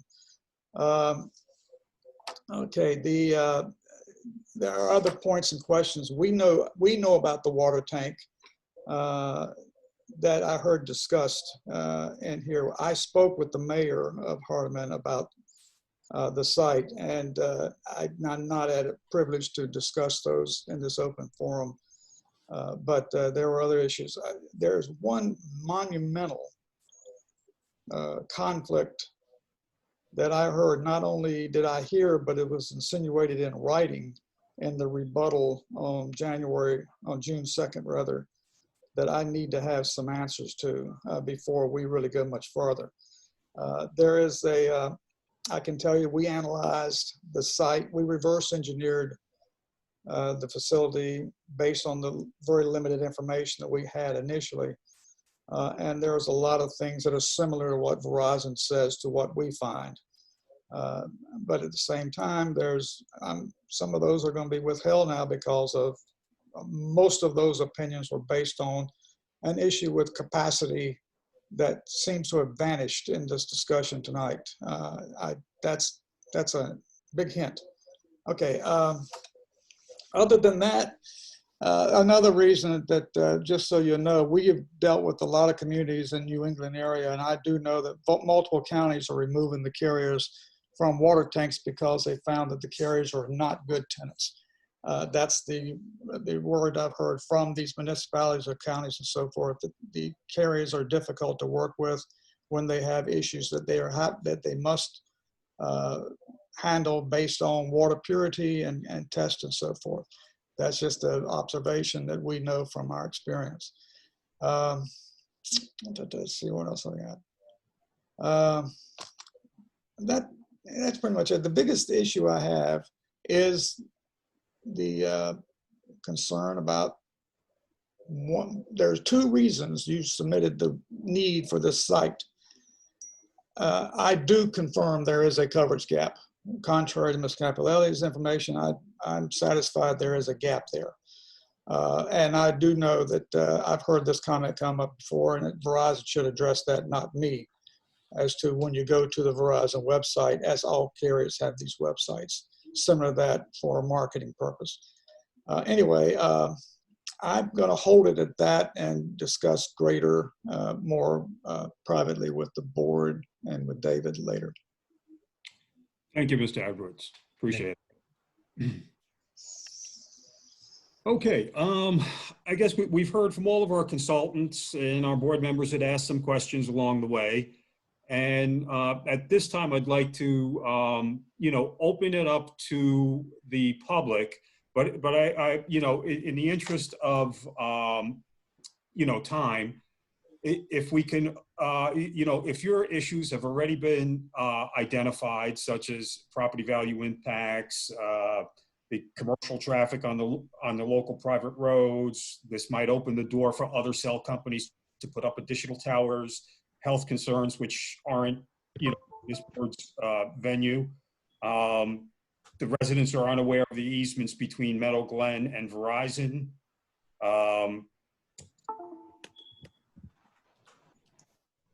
And I think that was about it. And inclusive in there is the issue of the visual impact of the cell tower.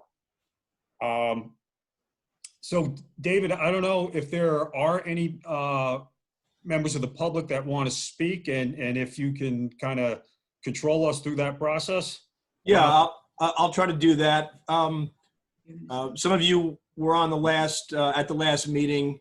For those of you that were not, the way we are going to work this is that if you're a member of the public and you'd like to be heard, what I'd ask you to do is activate your electronic hand, the electronic hand raise. That's a feature in Zoom.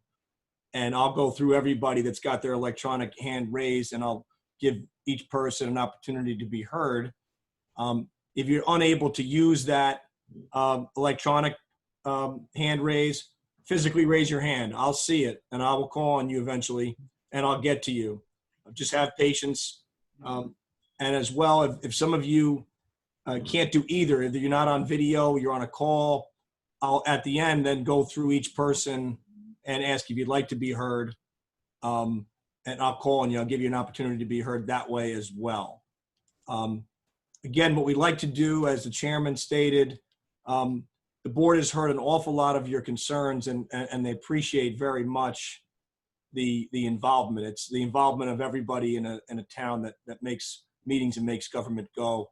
And they've heard you, and they're going to continue to hear you, and also giving the applicant the full and fair opportunity to be heard as well and to respond to your comments. It's part of the way this all works. So everybody, please have patience, but try not to be repetitive. Just know that the board, I'm sure you can all tell, this board is paying close attention to all the proof on both sides of the issue.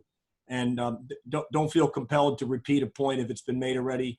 The board is considering it. So with that said, I'm going to start by looking through all the electronic hand raises, and I'll call on you one by one. So first I see William Height. You can unmute yourselves and go ahead. Yes, good evening. Thank you, board, very much for walking us through that as the residents of Meadow Glen. And Mr. Tony Cordone, thank you for joining in and listening. It's a very important issue to us. Greatly appreciate that. You know, I'll keep it brief. This is about impact and really math. You know, I don't know all the root metrics. It is a public record. You can see the performance, and Verizon has the best performance of any of the carriers. You know, do we need it in our community? It doesn't look it, but I'm not an RF expert. I will say, though, Mr. Murphy pointed out other sites. You know, at Harriman Commons, it's an industrial zoned area. But I know it overlooks, you know, Melody Lane, which is, you know, Mayor Welly, former Verizon, who retired from Verizon, and Trustee Borowski. They don't want it in their backyard. So I doubt this has been fully vetted. I'm skeptical of that. I mean, the highest elevation in our area is Lexington Hill and Woodbury Junction, where the schools are. Why wouldn't you want to put it where there's more impact for the schools? That's just a question I'm asking. It doesn't seem right. I mean, you're going to impact 198 homes with one continuous road on Bar Lane versus putting up 2 or 3 towers. It's about dollars to Verizon in cost. I think this could be done in a less impactful way. We pay monthly homeowners associations to beautify our homes. We don't have a telephone pole here. Now we're going to have a telephone pole. Last point. I know this could be raised to 87 feet, according to the attorney for the condominium association. What does that do to the storage below? There's piping underneath that. Is there damage that can happen? I don't know. I'm scared. Thank you. Thank you. Thank you. Okay, I see a person named Sam with an electronic hand raise. David. Oh, I'm sorry, yeah. If William is still there, they need to state their address for the record for me. He was there. Here, I'm trying to unmute him. Mr. Height, could you state your address? Sure, 63 Bar Lane, in view of the tower, Monroe, New York. Thank you very much. Okay, I see a person named Sam. Want to go ahead and unmute yourself and be heard, sir? Yeah, good evening, the board. This is Sam, resident of 21 Ford Court. Sam, can I interrupt, please? Would you state your full name and your address, please? Yeah, Srinivas Adimulam, and the address is 21 Ford Court. So here one of the concern, the Verizon was saying that the water tower is the highest elevation. But being said, if the elevation is not is the criteria, they can go into the commercial area and build a highest tower. I don't see elevation is a big matter for the construction of the tower. I do not see any reason just saying that the water tower is the highest elevation. If they're able to construct in the Harriman Commons or the commercial area, they can go for a higher tower. This has not been discussed, and also second point I wanted to point out is there is no evidence shown by Verizon why this is preferable. Like what is the analysis with the other cell sites, and what is the coverage they are going to get if they go for other sites. So these are the two factors I would like to board to consider and take that suitable decision. I'm not going into the details of what the property values, what is the health concerns, and those are already been addressed. But the property values is, I am a real estate professional, licensed real estate professional. There is no document says, okay, if you have a tower, it is going to, it is when the property is being sold at the moment, it is the buyer who looks into the surrounding areas, whether it is aesthetically good and those kind of things. I think we cannot, at this moment, we cannot say that it doesn't have the impact on the property values, which Verizon says there is no impact to the property values. At this point, I think that is not a good argument saying that the property values doesn't impact. So that being said, board will look into these factors, analysis of the Verizon, and take the suitable action. Thank you very much. Thank you, Sam. Thank you. Thank you. Okay, I'm going to go to next electronic hand raise, Allison Romano. Yes, hi, can you hear me? Yes. Hi, board, yes. So I'm here as a resident of Meadow Glen. My name is Allison Romano, 35 Bar Lane. I've been here since the Meadow Glen was built. And, you know, I won't repeat, you know, everything else, but again, I feel like there's not enough proof that this is needed on Bar Lane, a community that doesn't even have telephone poles. We have our wires underground, we're gated. There are 45 or 46 homes, I believe, that were notified within 300 feet. That is majorly intrusive. I'd like to see other locations where so many homes, and if there's a family of 4, you're impacting over 160 people within 300 feet of this tower. I mean, that is not a minimal impact at all. Again, there's plenty of places, even if Verizon needs to build a couple more towers in the industrial areas a little bit higher, you know, it's not our responsibility to save Verizon money. They need proof of the gaps, and they also have to be minimally intrusive. And I would ask the board to withhold our zoning codes and not allow this. We have our codes. You have a right to reject this based on Mr. Campanelli's substantial evidence clause that he mentioned. So I would ask, as residents of your town, that you withhold your zoning that's here for a reason, and let Verizon build in places that these towers belong. The Target parking lot, high elevations behind Outback, there's plenty of places. No proof, no evidence has been submitted, just hearsay. Okay, so I would also wanted to ask Mr. Campanelli a question. What is the likelihood that other carriers might want to add to this tower? Is there likelihood that that might be something that could happen? Mr. Chairman, would you like me to respond? It's not my place to take questions. I don't want to intrude on the board. No, let's not get into Oh, that, I'm sorry. asking questions and answering them, cross channels here. We'll take that question down and, we'll try to answer it within the record. I apologize. I didn't Okay, know that. no Yeah. problem.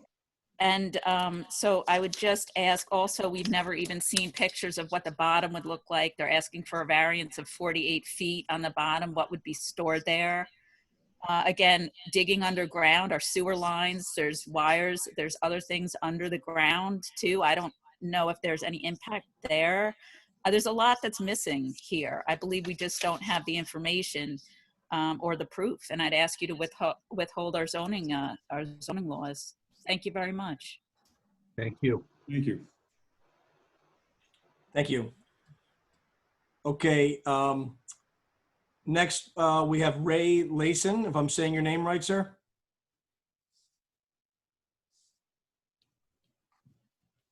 Yes, that's correct. Ray Layson, resident at 33 Bar Lane. I just had one question that I'm hoping the board, it doesn't have to be answered obviously now, but I'm hoping that the board will consider when they're making a decision. And that is, there was a statement made by Mr. Crosby during his presentation in that there were other sites that were considered, but there were, and I believe the quote he used was no willing landlords. And I'm curious to know what was their rationale for not either allowing or agreeing to host this tower on their property. I believe that was the verbiage that he used, which was no willing landlord. And I'm just curious to know, and this is for something that I'm sure the board will utilize during their deliberation in this decision as it goes forward. So I just wanted to put that out there for you to consider. Thank you. Thank you, Ray. Thank you. It's a good question. Okay, I see a person, Heather Lambert, with an electronic hand raised. Hi, good evening. How are you? My name is Heather Lambert. Can you hear me? Yes. Okay, thank you. I live at 25 Bar Lane. Many residents, I'm not sure if you know me, but I live directly across from the water tower. All I really want to add to this is, again, bringing a human element to this. I invite anybody to really come to my home to really grasp and understand how close this structure would be located to our home. I would probably say out of everybody, I'm directly across from where this is proposed. With a Home Depot tape measure, it's 100 feet from my front door to the water tower, to the fence of the water tower. Please, if you really want to understand the impact, the visual impact of what this will do to me, my 9-year-old twins who face the water tower when they pull up their shades to their bedroom, come to my home and see. That's really all I have to add. 100 feet. You have to understand what that is going to do to my family. Thank you. Thank you, Ms. Lambert. Thank you. Okay, I'm looking through. I don't see anybody else right now with an electronic hand raise. Most people I see do not have their video on. So what I'm going to do, there's a next person, Daniel. I see Daniel just raised his hand. Daniel, you want to unmute yourself and identify yourself? Hi, good evening. Yes, my name is Daniel Ridner, R-I-N-D-N-E-R. I live at 59 Bar Lane. One thing that Allison brought up was that we do live in a gated community. I do have concerns with that. Are the gates going to be taken down? Are they going to be up? What if they knock down one of the gates? Who's going to have to pay for it? Are we going to have to pay for it? Will Verizon pay for it? So that is a concern of mine that I don't think has been addressed, is the fact that we live in a gated community and how it will affect that. Again, that's one of the reasons I moved here, because of safety and the gate. And, I feel like I don't have to lock my doors at night, but I don't know how this will affect the fact that we live in a gated community. And that's all. Thank you. Thank you. All right, I see somebody identified as Larry. Larry, you want to unmute yourself and be heard? And then identify yourself, please? Yes, hi. Can you hear me? Yes. Yes, this is Lawrence Stanek, 35 Bar Lane. I just want to echo the comments of my fellow residents here that this tower would be intrusive and ruin the aesthetic quality of this neighborhood. There's a lot of families here. It's a peaceful area, and we don't need this type of obstruction here. And and just there has to be other sites that this tower can be placed. Thank you. Thank you. Okay. I don't see anybody else with an electronic hand raised. I do see Anthony Lepore had do you have your electronic hand raised? I know you're one of the board's consultants. Do you have that raised on purpose right now or no? I do. I just wanted to address one item that Mr. Campanelli raised in case the board was going to consider it. Part of his argument was that the applicant did not provide any evidence of capacity or coverage issues. And Rick, who's still on the call, has indicated to me that, in fact, there was more than adequate evidence of both of those issues provided by Verizon. Okay. I saw there was a person, Satya, you got your hand up? Yeah, good evening. Thank you, everyone.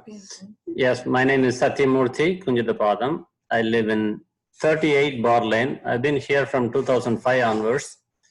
I don't want to waste too much time. If any remaining time is available, I would like to dedicate to our lawyer. But I would like to share one thing based on the comment that the ZBA asked to Verizon. Can I have the permission to share my screen? Mr. Chairman, you're okay with that? Yes, so long as it's pertinent to the matters we're discussing here tonight. Yes, sir. Okay.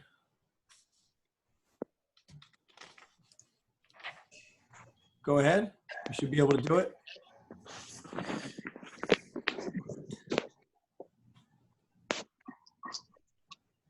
All right. Are you able to see my screen now? Yes.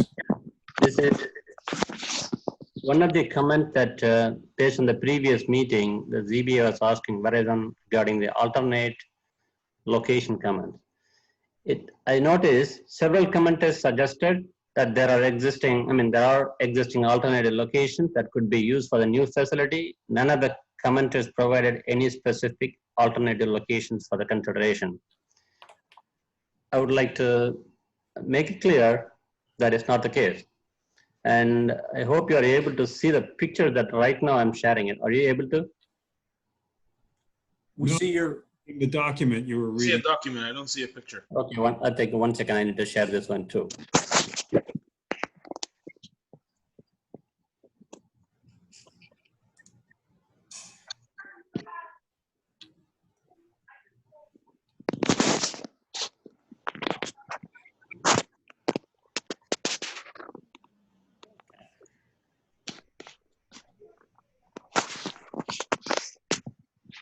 Okay, are you able to see the picture now? This is the one which I sent email to the ZBA as well. I believe Mr. Murphy also mentioned about the same place. This site is part of the Harriman Business Complex. When you come on Larkin Drive and the Bailey Farm intersection, you will see the signboard for the shopping complex. Next to that is more than the water tank area. It is almost ideal. So this place is the best. I'm not a realtor or something what I can represent for them, because I'm just telling because there is no alternate places that are available. That is not acceptable. This place is equally or slightly higher than the proposed site. This is just one.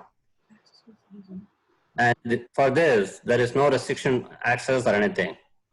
If you go further down on the same locations around the target complex, you can find a couple of other spots. You go behind the target, that place elevation wise is definitely higher than what it is proposed here. would like to share this place so that, that particular comment can be updated that no one has provided alternate places or something. That's all. Thank you. Okay, thank you, sir. And yes, I do have the same concern about aesthetic and all other elevation thing. But one thing, if you do allow Verizon or any other cell phone companies to build the tower, it is irreparable after this. So please keep it in mind, and I would strongly suggest you to deny this and let them find a different place. Thank you, sir. Would you stop sharing your screen, please? Thank you very much. Okay. Is there anybody else?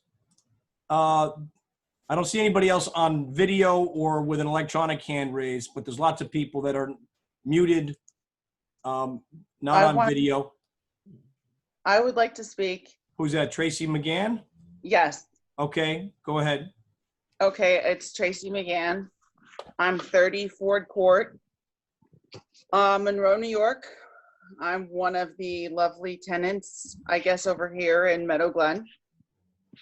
I'm not going to be too redundant. I know you guys are at almost 10 o'clock and it's a weeknight, so I'm not going to really go into a lot of the other things that have been said about everything. I strongly feel that, because I know my daughter's permanent front view will be obstructed.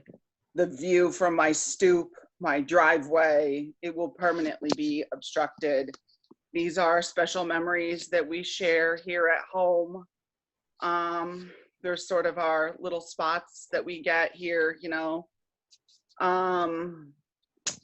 It's not that I want to oppose Verizon and their wish to progress with technology.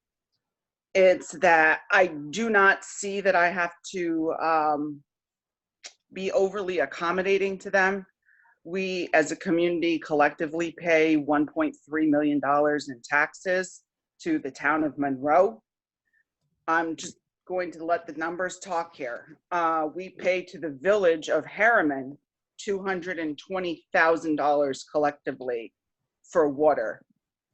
For Verizon to want to come in and put in a tower on a municipality where it makes it tax-free for them to earn revenue is a slap in the face to the property owners over here who have to turn around and pay a ginormous amount of money, who were told that this is a 10-year easement that's being granted for $5,000. It's hard to process. I'm an accountant.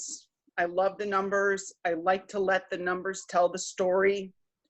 I looked at the entity disclosure form. The entity disclosure form smells bad here. In 2019, Orange County Poughkeepsie Partnerships dissolved itself. Are you aware of this as a board? Maybe you are, maybe you're not. That takes a very conscious effort. You have to go to the state. You have to make sure that any amount of taxes due are owed, paid. I believe that they're now in 2020 as Celco partnership. I can't find anything to get into the entity disclosure form for 2020, but I don't know why we're even entertaining a form of a company that, according to New York State, dissolved itself. That's my big question. This company dissolved itself as of 12/31/19. I'm an auditor. I did the work. I don't like the way this deal smells. It smells bad. We pay so much to the village of Harriman as residents. Okay. And so that's really my concern. The numbers here are just not, it's not comprehensible that we pay that much for proper representation for us as collective taxpayers, as people paying that to the village of Harriman. And now we're being told this water tower is going to be, this cell tower is going to be put in. And I'm sure it's going to make Verizon money. I know that they sublease these towers at a tremendous amount of money. So I'm sure that there's a huge piece of the puzzle that we're not getting as residents, and I'm kind of disappointed because I'm an investor beyond a taxpayer. I'm an investor in my condo. So that's really what I have to say. And I urge you as a board to just look at those factors. Ms. McGann, can I just ask one quick question? Sure. When you say $220,000 a year, or $220,000 to the Village of Harriman for water, is that per year? That's annually, yes. Meadow Glen is charged that. And then I believe we also pay sewer, that the sewer line is up there that we also pay back to Harriman. Well, that goes to Orange County Sewer District. Okay, it's just, okay. But thank you. Okay. Thank you very much. Thank you. Thank you. Let's see. Sorry, give me 1 second. And who's singing? I think that looks like Joel Mann came on. His video was on. It looked like it might have been his kid. So I cut the video, but I can't mute him for some reason. So I don't think Joel has any additional business before the board. I think he's probably on by mistake.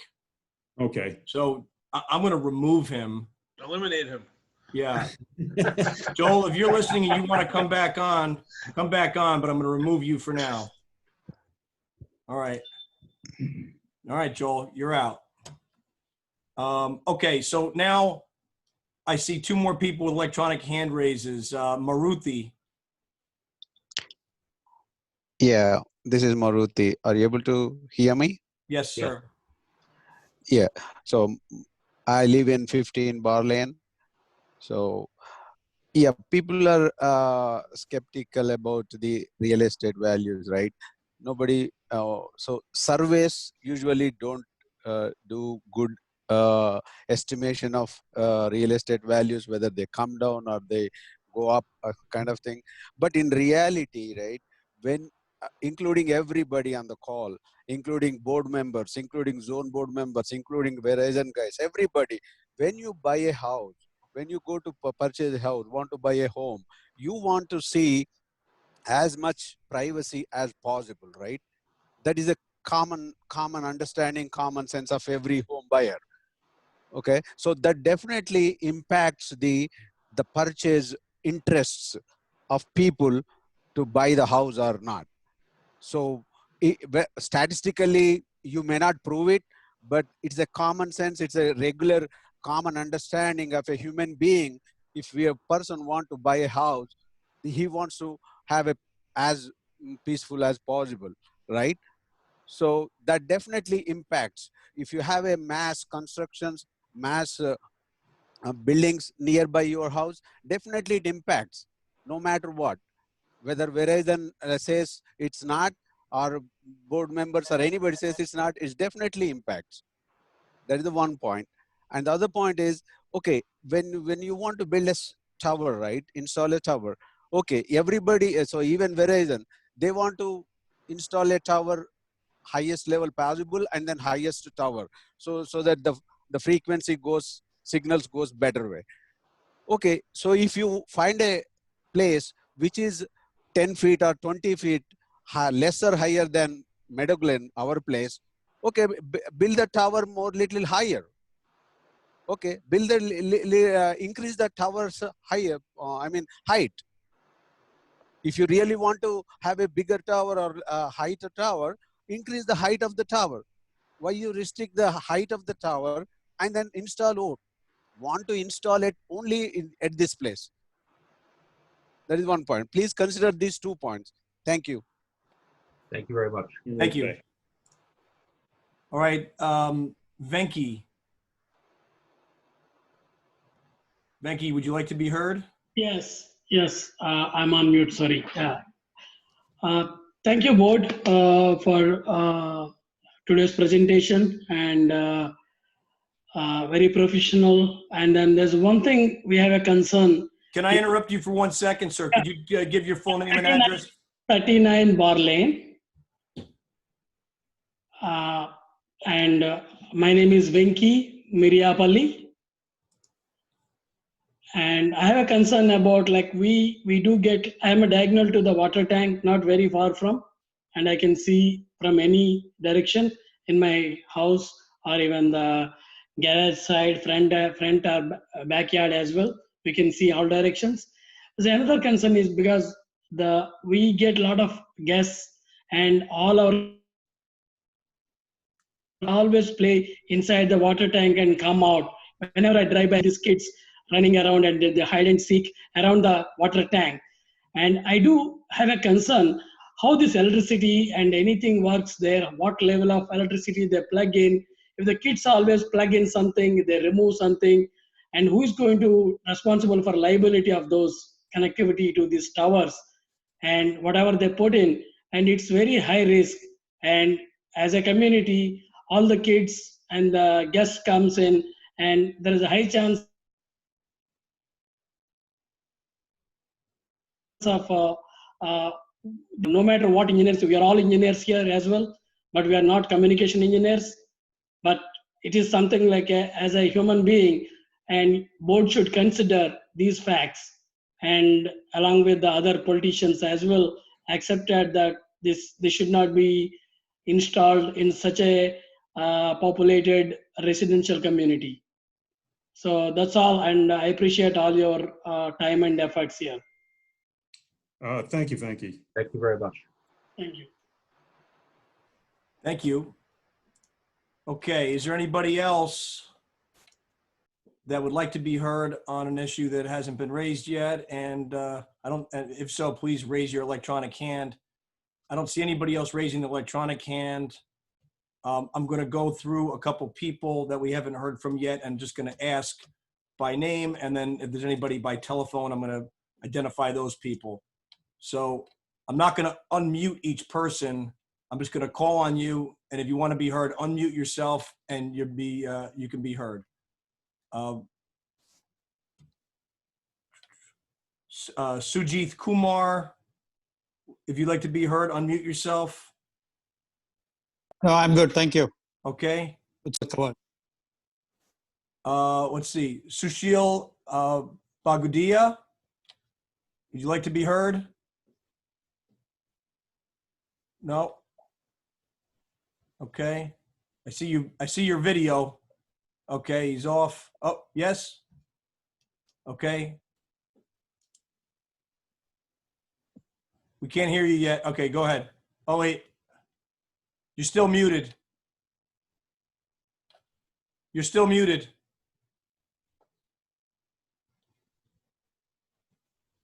How about There. now? Go ahead. Okay. Well, since you caught me on video, I figured I'd make my presence known. Name is Sushil Bagudia, 32 Bar Lane, Monroe, New York. Okay, is there I anything? live Go ahead. within 250 feet. Yep, I live within 250 feet of the tower. Everything's been said for me. I just wanted to thank both the board. I've been listening all along, and it's really nice to see all the community members coming together. Thank you so much for everybody putting their efforts in this, and especially the ZBA. Thank you for your time. Thank you. Okay. Tracy's iPad 2. I don't know if that's Tracy McGann or somebody else. If that's somebody new that wants to be heard, unmute yourself. No, thank you. I'm good. Great. Thank you. Sarah Coleman. Did we hear from Sarah Coleman? If not, would you like to be heard? Okay. Jane Prechtel. Donna. John Kariazis, if I'm saying it right. Anastasia. K20V phone. Oh, Donna. I see Donna waving. Thank you. Can you hear me? Yes. My name is Donna Lapatito. I am a resident and owner at 84 Bar Lane, Monroe. I just want to say first and foremost, I am, besides being a resident, I am a Verizon customer for over 19 plus years. I'm proud of that. I've always been consistent with my carrier. With that being said, I would like the board to please consider the people with the greatest impact, both aesthetically as well as technologically. So although they say that Verizon says that it is in high need, I would like the board to also consider, I have not heard one resident in favor of this. And that, I believe, is a very strong statement. Thank you very much. Thank you. Okay, thank you. Okay, continuing on my list, it's like C0 POMPK. Glenda Layson, I believe we heard from a relative of yours. You want to be heard? Ashley Rojas. Galaxy Tab E, if I didn't call on that already. Matthew Rojas. Gail Y. Bhavini Patel. Dan's iPad. Garrick, it looks like it's not the full name, Monten.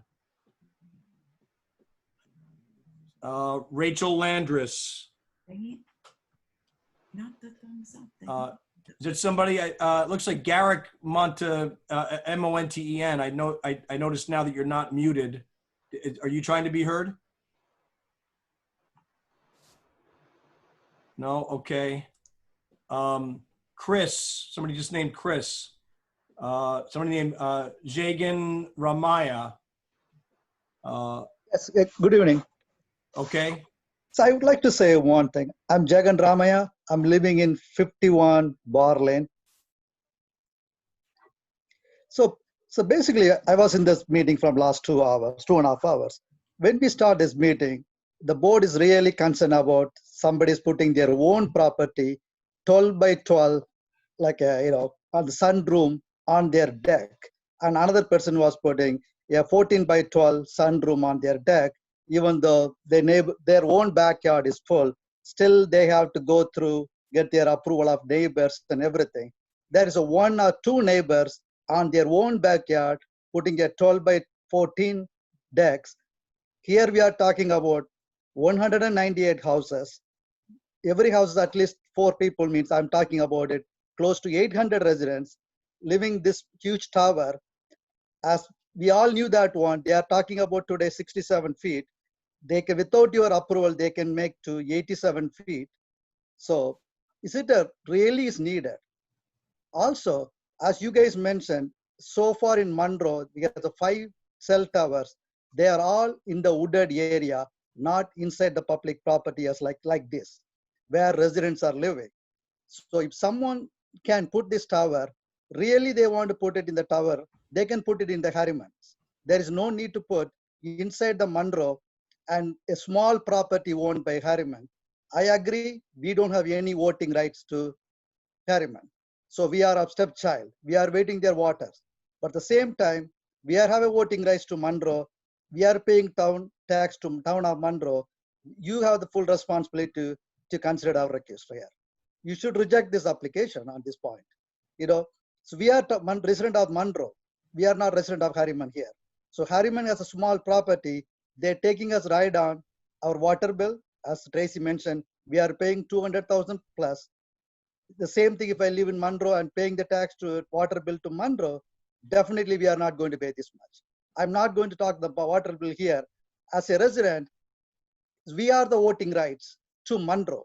So we are somewhat liable to, and we are paying our tax to Monroe. So as a town board and zoning board should consider whether we have to allow a 67 plus, as our lawyer mentioned, I was reading in before also, anybody can pull another 20 feet without any approval. So 87 feet, even the document says very clearly, they can have they can have 4 or 5 easily, AT&T, Verizon, T-Mobile, and X and Y. Who is going to stop us on that one? That after a few years, that particular building surrounded by cell towers. As a downboard, you don't have any control on that one.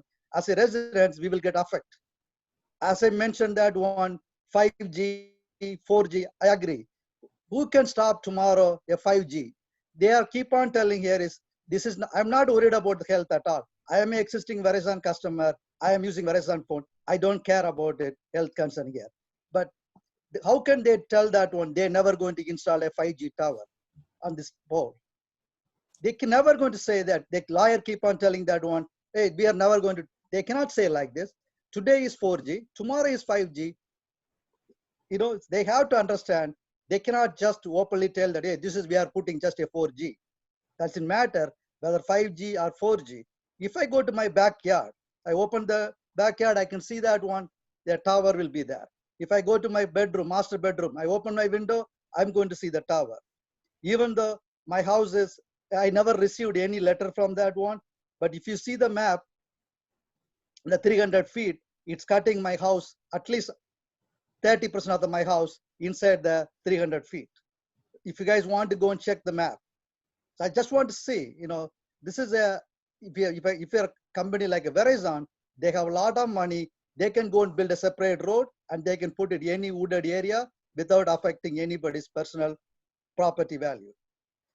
Definitely, I agree with the gentleman who's representing the board on a, not a board, sorry, the third party company. He's mentioned that one. It takes 2 years to sell his house. I agree that one. If any of the power line goes back of your house, any of these things, you know that how hard to sell this house. As a downboard, you're always aware of that one. So I would like to inform to you guys, you know.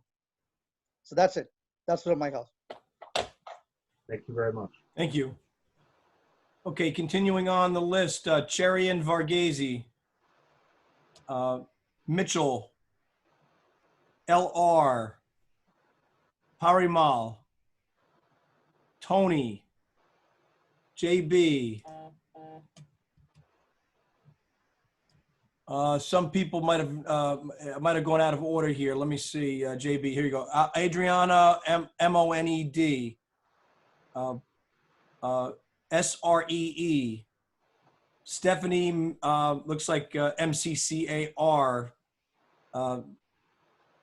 Brian Nugent, our esteemed town special counsel, Raha Muthasamy, David Landris, James.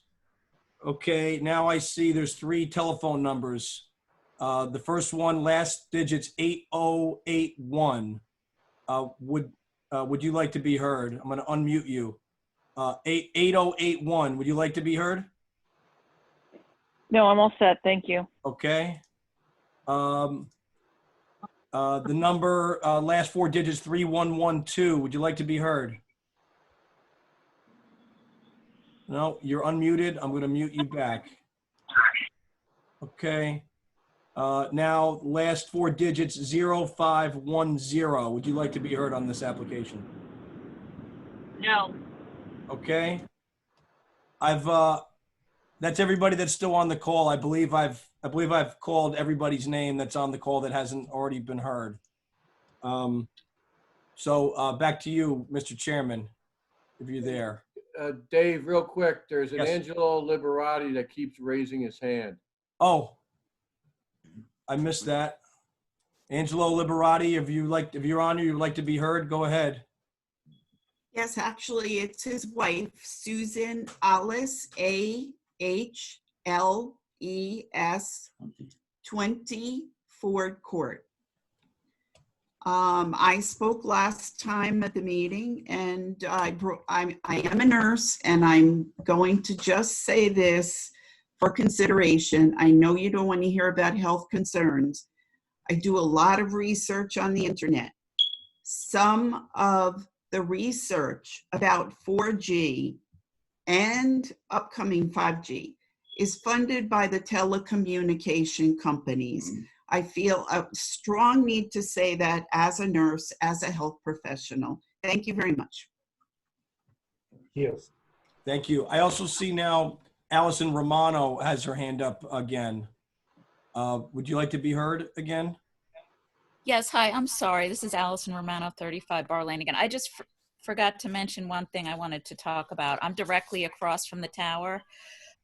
So the water tower is set back a ways, and the trees around it, it's not higher than the trees. So this tower would be above the trees. From what I understand, it's got to clear. The signal would have to clear. So it'd have to be above the trees, whether it's on the tank, whether it's in front of the tank. The whole point is whenever we sit on our front stoop, you know, in the morning, have a cup of coffee, this thing would be towering over the trees. I look at my office when I'm working from home, the front window my office, I would open the blinds, there it would be sticking out from the top of the trees. You know, there really is an impact here. Okay. And also, we never saw any drawings of what's at the base of this thing. I don't know what's going to be stored there. I'm concerned. Thank you very much. Thank you. Okay, I'm cycling back to the first page. I don't see anybody with a hand up. I don't see any new names. If anybody would like to be heard, I haven't called your name, you want to be heard, now's the time. Unmute yourself and be heard. Okay, with that, I'm going to send it back to you, Chairman Murphy. Have we lost Mike? It looks like, I don't see him on here. I don't see him on there.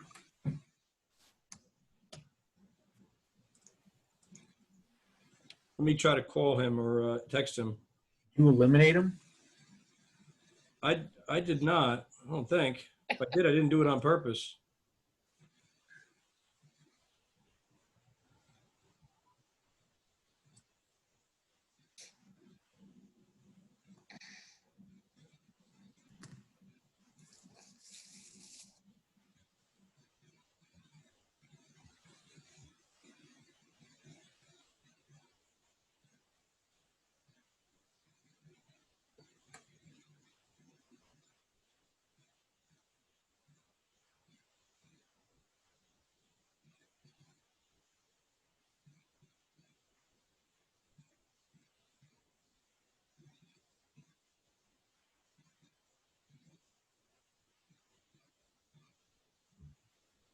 He lost connection.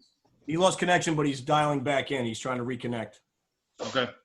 So hopefully he'll be on momentarily.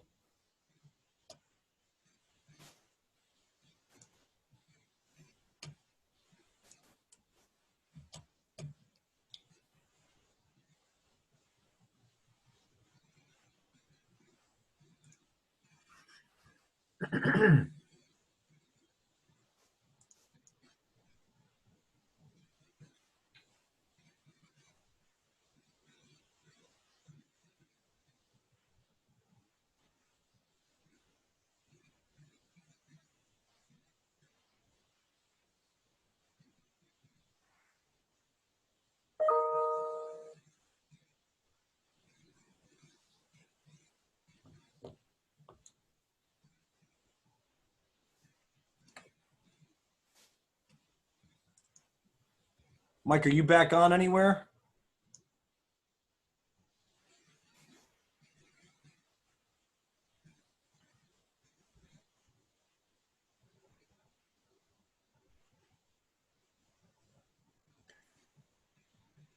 Hello, this is Satya again. While we are waiting for the chairman, is there anyone from the ZBA has any questions on the alternate location, the picture where I showed?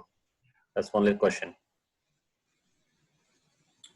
We might, but I think it would be better to have the chairman back on, so he's part of that discussion as well, if they do.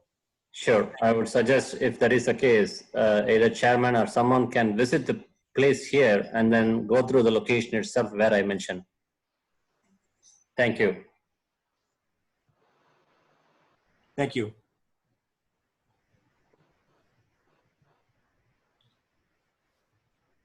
All right, I'll try him again, and maybe I'll try to come up with a different solution if he can't connect. But give me a minute.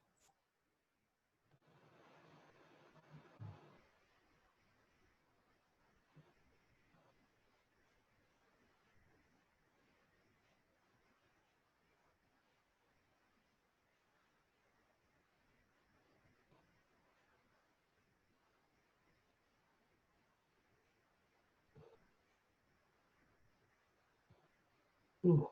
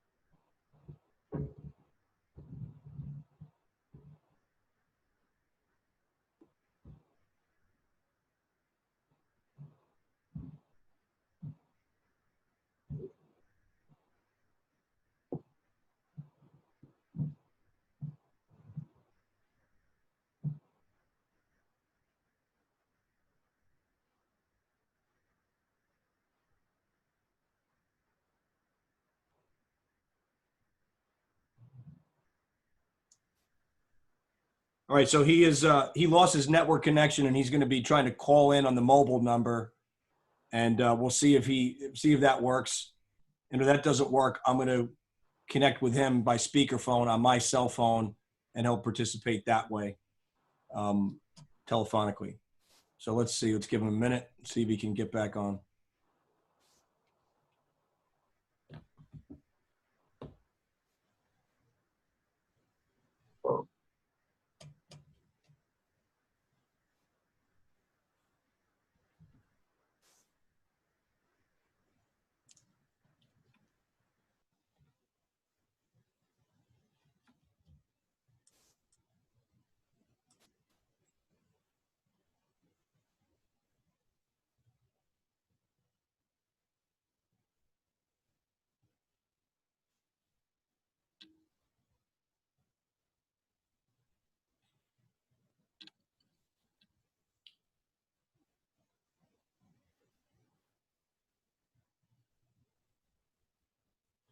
All right, looks like we might have him.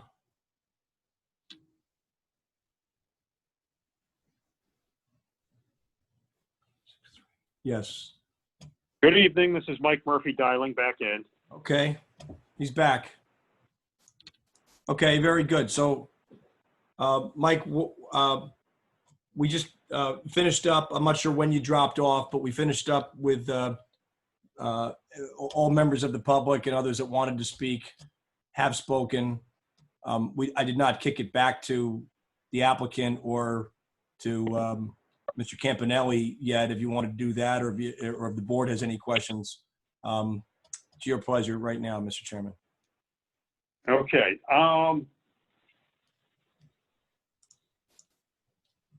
Well, being we've heard from so many people tonight, you know, all of our consultants, the applicant,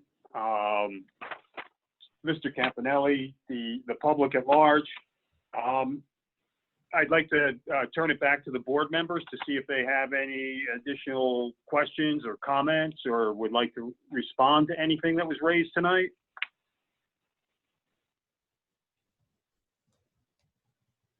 I mean, we heard a lot of information. My question is kind of understanding next potential steps. Yeah.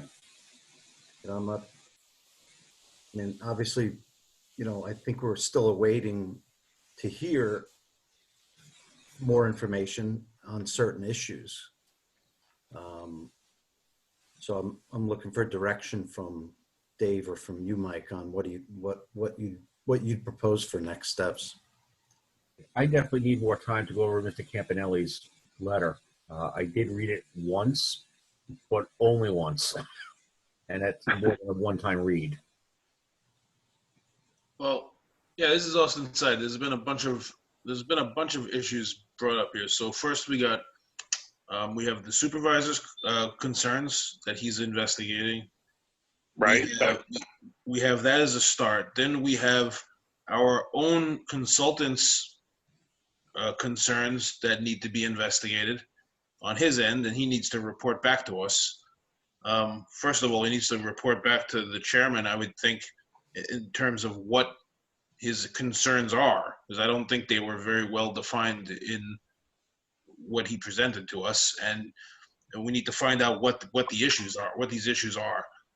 The third is that we spoke about a visual study, because clearly we can't comment on the health concerns, so we need to do diligence on all of the other issues that are surrounding the application here.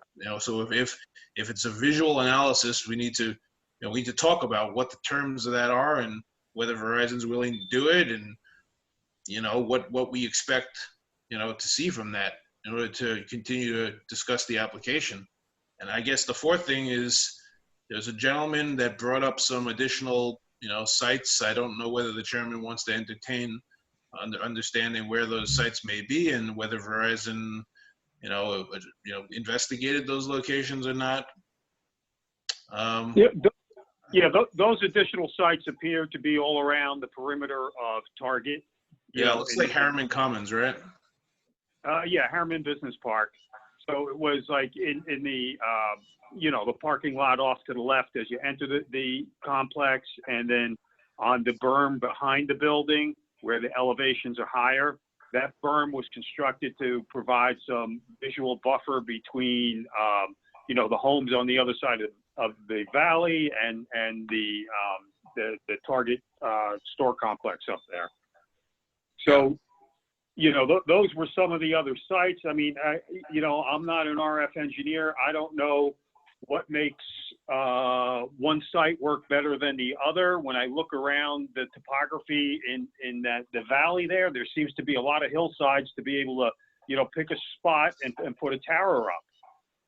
So again, when we were talking about the alternatives today, Mr. Crosby brought up a map that had like 4 towers on it, but how do they combine as alternatives?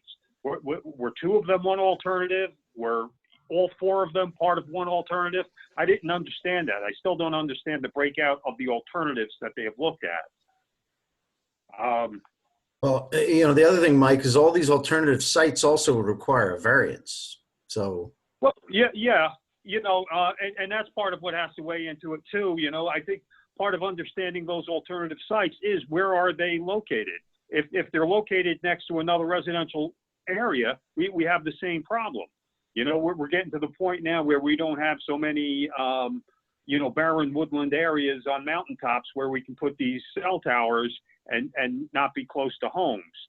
So that's why I'm questioning the viability of a site somewhere in that greater Harriman Business Park lot, because it's a commercial establishment. Yeah, the cell tower will look bad out there, but it's not going to be right in somebody's front door. Yeah, Mike, we also didn't discuss any of the common, and I'm not saying that I'm for or against any particular one treatment, but there are ways that cell towers are, they're dressed up to be more acceptable aesthetically. And I don't know what would be most appealing to the residents who really ultimately have to stare at this thing every day. But I've seen these towers dressed up as trees. I've seen them dressed up as, different species of trees. I don't know if they would prefer to look at that, but there are ultimately, as part of an alternatives analysis, there's a couple of different aspects, right? There's the functional aspects of the analysis where the thing has to serve the purpose of covering a gap, right? That's like ultimately what the goal that Verizon is trying to achieve is to better their network, and they have a financial gain from that, obviously. But there's also the aspects of the visual and the health. So I think they've addressed the health in what their application they gave to us. They've submitted a letter from an engineer. But I don't know that they have not addressed really the alternatives analysis component. And I certainly haven't seen much of other than the couple of photos of what they're proposing now. I haven't seen any other visuals for any of the other applications. So, or proposals of how to potentially shroud, screen, or dress up the pole, so it would be more appealing visually. If I may just jump in. No, thank you at this moment. The other thing that was brought up tonight was, can this tower work just as well being located behind the tank? The parcel that this tower, the storage tank is situated on actually has more of a rear yard than it does a front yard. If they can achieve the same goals and put the tower behind the water tank so it's not right in front of the residences, I think that's going to greatly reduce the visual impact issues and also the safety concern about a fall zone around this tower. If it comes down where it's proposed to be now, it comes down across Bar Lane and into the front yard of the residences next door. I would, my perspective, I'd rather see it located behind the water tank next to that a big vacant piece of land on the other side of the water tank on the rear side, and that's all light industry zone back there, I believe. So it seems to be, that even within this Harriman water tower site, that there's a better location for this pole. I mean, so those are some of the things that are crossing my mind on this topic. Well, it would seem like, Mike, that we need to address all of these things in some matter, and we need to put it off till the next meeting. I would think we need some time to look into all of these things, and I don't necessarily understand. I don't have a path to get there. I don't know what the path is. I only know that we come to these meetings. What happens in between the meetings, is what I'm concerned about. I don't know what the next steps are. Right. Can you and David maybe explain for us how we get to the next meeting? It seems to me that there's a bunch of issues that you all have articulated, very well what the outstanding issues are. I believe we heard from Mr. Olson a willingness to go and gather some more proof in regard to these alternatives of mounting it on the tank, putting it up behind the tank in terms of the feasibility. Will that satisfy the need, and what the visual impact of those would be. I hear the board asking for more information and more data on the alternative of placing the tower in and around the commercial area of the Harriman Commons, or the target commercial district there. So I think that the board is asking the applicant and/or whoever is interested in it to provide some data and information to help it analyze, is that a feasible alternative to solve the gap or not? I think the path would be, I think, for Mr. Olson to roll his sleeves up to address the concerns he's heard tonight, and to provide the board with the things that I think he's stated that he can and hopes to provide. I think part of the path is for me and the rest of the board to read Mr. Campanelli's papers, with benefit of little time, and to get our heads around the arguments that he's putting forth on behalf of the homeowners. I think so that's part of the path. I think another part of the path is for Mr. Edwards and Mr. Lepore to more, to articulate to me the concerns, and/or to Chairman Murphy, and then to, if there's further information that they're requesting in the meantime, to get that to us as soon as possible. We can relay that to Mr. Olson, or otherwise we can get our head around that as well, figure out what to do with that. And I think what we need to do is then come back at the next meeting with all those things, everybody working in earnest towards those goals, and come back for the next public hearing date. I don't know if that answers the question, or just simply restates what everybody else has already said. What was it at the beginning? Supervisor Cardone mentioned a few things that he was looking into. I'm assuming that. Yeah, certainly that's part of the path. I didn't mean to neglect that. I forgot it.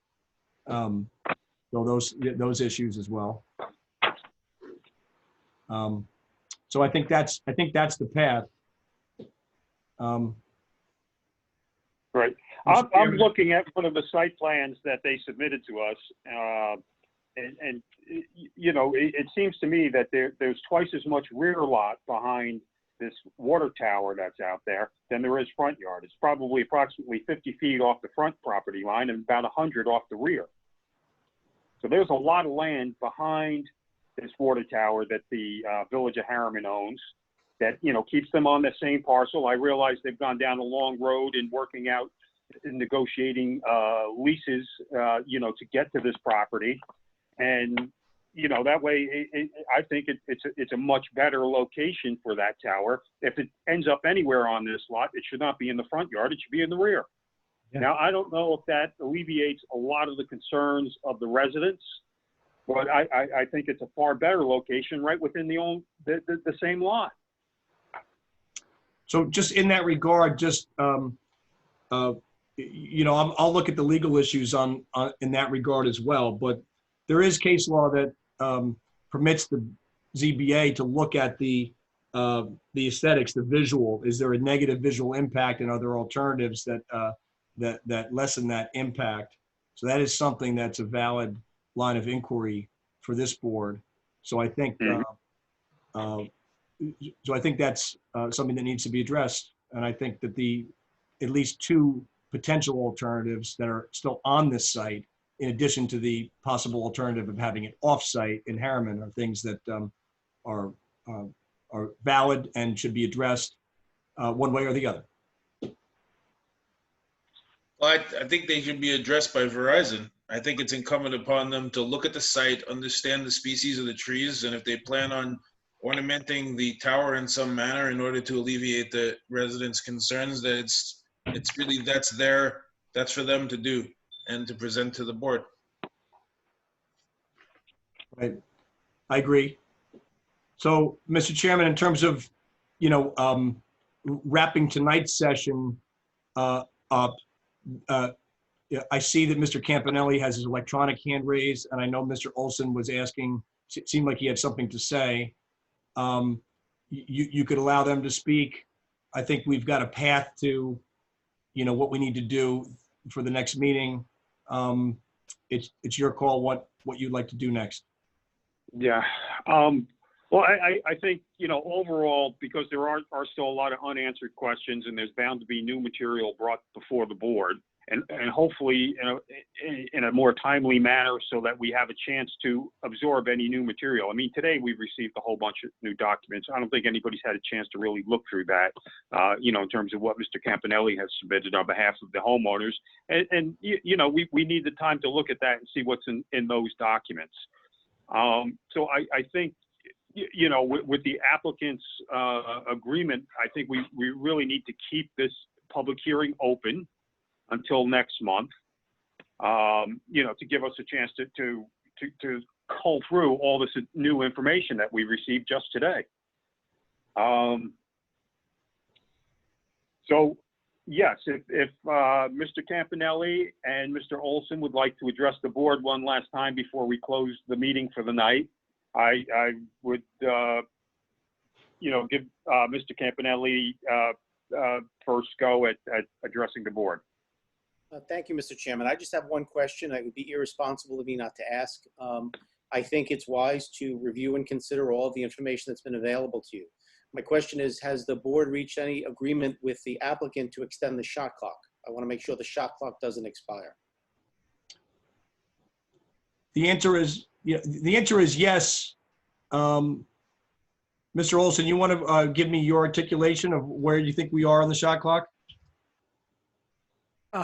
Recollection is it's extended until tonight with the Zoning Board of Appeals. I could be wrong. It could be a few days after, but I think it was verbally done at the last meeting on the 26th. We addressed it at the end. I think it goes until tonight or a few days later at most.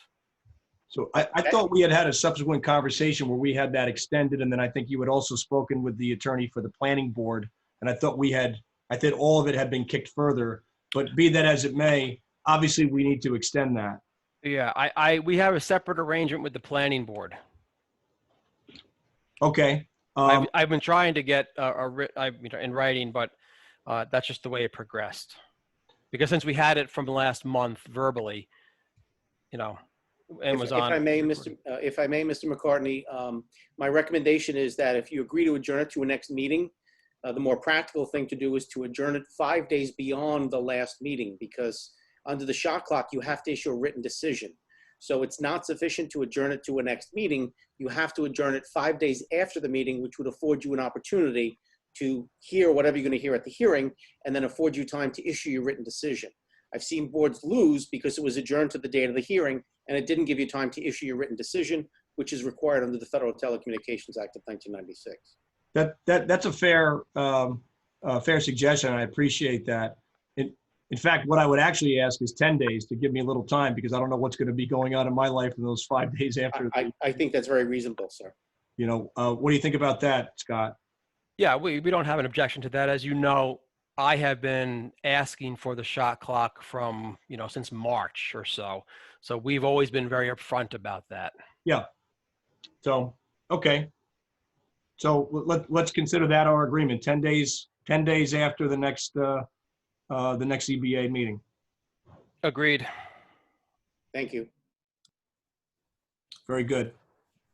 Also, is there any way that we would be able to get a code to the gates so we can go look at this? Contact the HOA over there Yeah, 'Cause I've driven over there. You can't get in unless you piggyback on somebody else, which I'm not doing.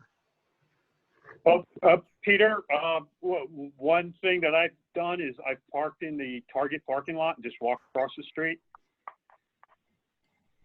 That's fair enough. Yeah. Mr. Scully, I'd be perfectly willing to speak to my clients about getting you the code. Mr. McCartney, if you tell me who I should give the code to, I'll get it and give it to you.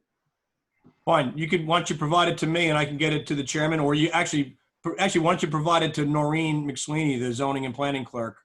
Okay, I'll work on that tomorrow. Yeah.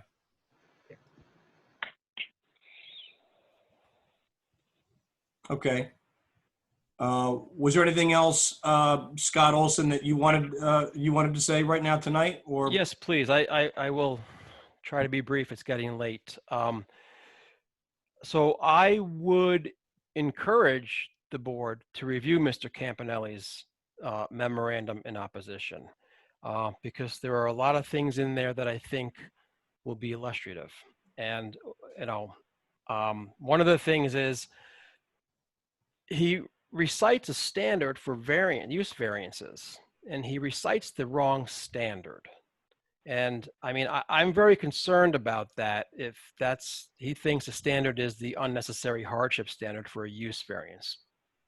That I think, David, we agreed what the use variance standard is. It's that which is provided under the Rosenberg case, which was done in 1993. And it has support from other utility cases that date back to the 1960s or so. So to be telling the board to try to convince the board to use an inappropriate standard, I'm very concerned about that. Some of the things, I have a lot of other things that I'll obviously address. I won't waste the board's time here, but one of the things that Mr. Campanelli said about providing hard data, he makes it sound as if, we are just utterly deficient because we didn't provide this hard data.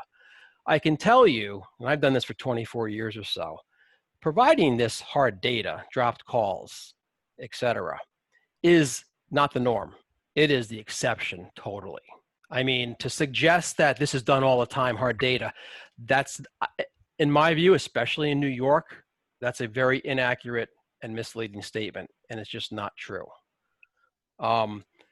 And in terms of Mr. Campanelli's having this access to an active Verizon database, it's a marketing map. Mr. Campanelli made these same arguments when he sued one of my clients 3 or 4 years ago in Oneida County.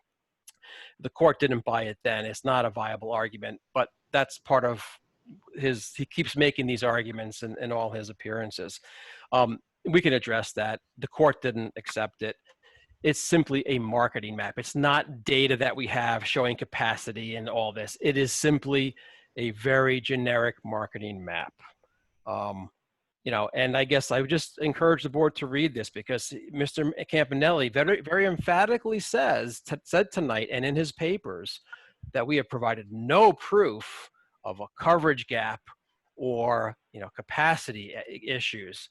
Well, the only 2 experts, one's hired by the town, an independent expert, and one is a Verizon Wireless expert. But the only 2 experts that have spoken on this matter just honestly blow that out of the water. So, when you have all these inaccuracies, they start to add up. And again, especially when you just misquote what the correct use variance standard is, I would be concerned. So, we'll respond to the other comments that we've heard tonight, the additional new comments from the public, and we thank the board for its time. Thank you. Thank you. Thank you, Scott, for being cooperative with us. Happy to. Well, this is taking a long time, but we've got a lot of material here to cover, and there's a lot of interested parties in this process. We want to make sure it turns out fairly for everybody. We understand. Okay, so sounds like we've covered just about everything we need to cover tonight, and we need to just continue the public hearing at the next board meeting in July. Right, which is July 28th, 7:30. Okay, I thank all the Does that need a motion? No, The we submittal don't need, date, just so everybody knows, the submittal date for any paperwork for that meeting should be July 7th for the July 28th meeting. thank you, Noreen. And I guess there's a lot of information that's been requested of us. So obviously we will do what we can, but we're going to have to touch base, David, with you just to make sure that we're on the same page. We have to mobilize people. We'll do the best we can, obviously. And I would only ask that if we're being held to a deadline, if Mr. Campanelli can be held to a similar deadline. I understand the position he's in. I've seen it before. I've been in it. But again, we just got the materials today. And thank you very much, David and Noreen, for providing that. But it's hard for us to respond with such little time. That's perfectly reasonable. Yeah, agreed. You do a deadline. That's fair. Thank you. If Mr. Olson's going to provide a rebuttal, then afford me maybe a week to do a reply, and that's it. Just give me a deadline, and I'll comply with that deadline. What was the submission deadline for the applicant, Noreen? I'm sorry. Our policy is that it should be in by July 7th, usually be by 3 p.m. the latest that day. So if Mr. Olson could get me any opposition or reply to my memorandum a week before July 7th, so say, well, that might be too short, but then I'd be able to get mine in by July 7th because I'd like to comply with the town's rule. It is up to the chairman if he wants to make an extension to that date. I just need to know so I know.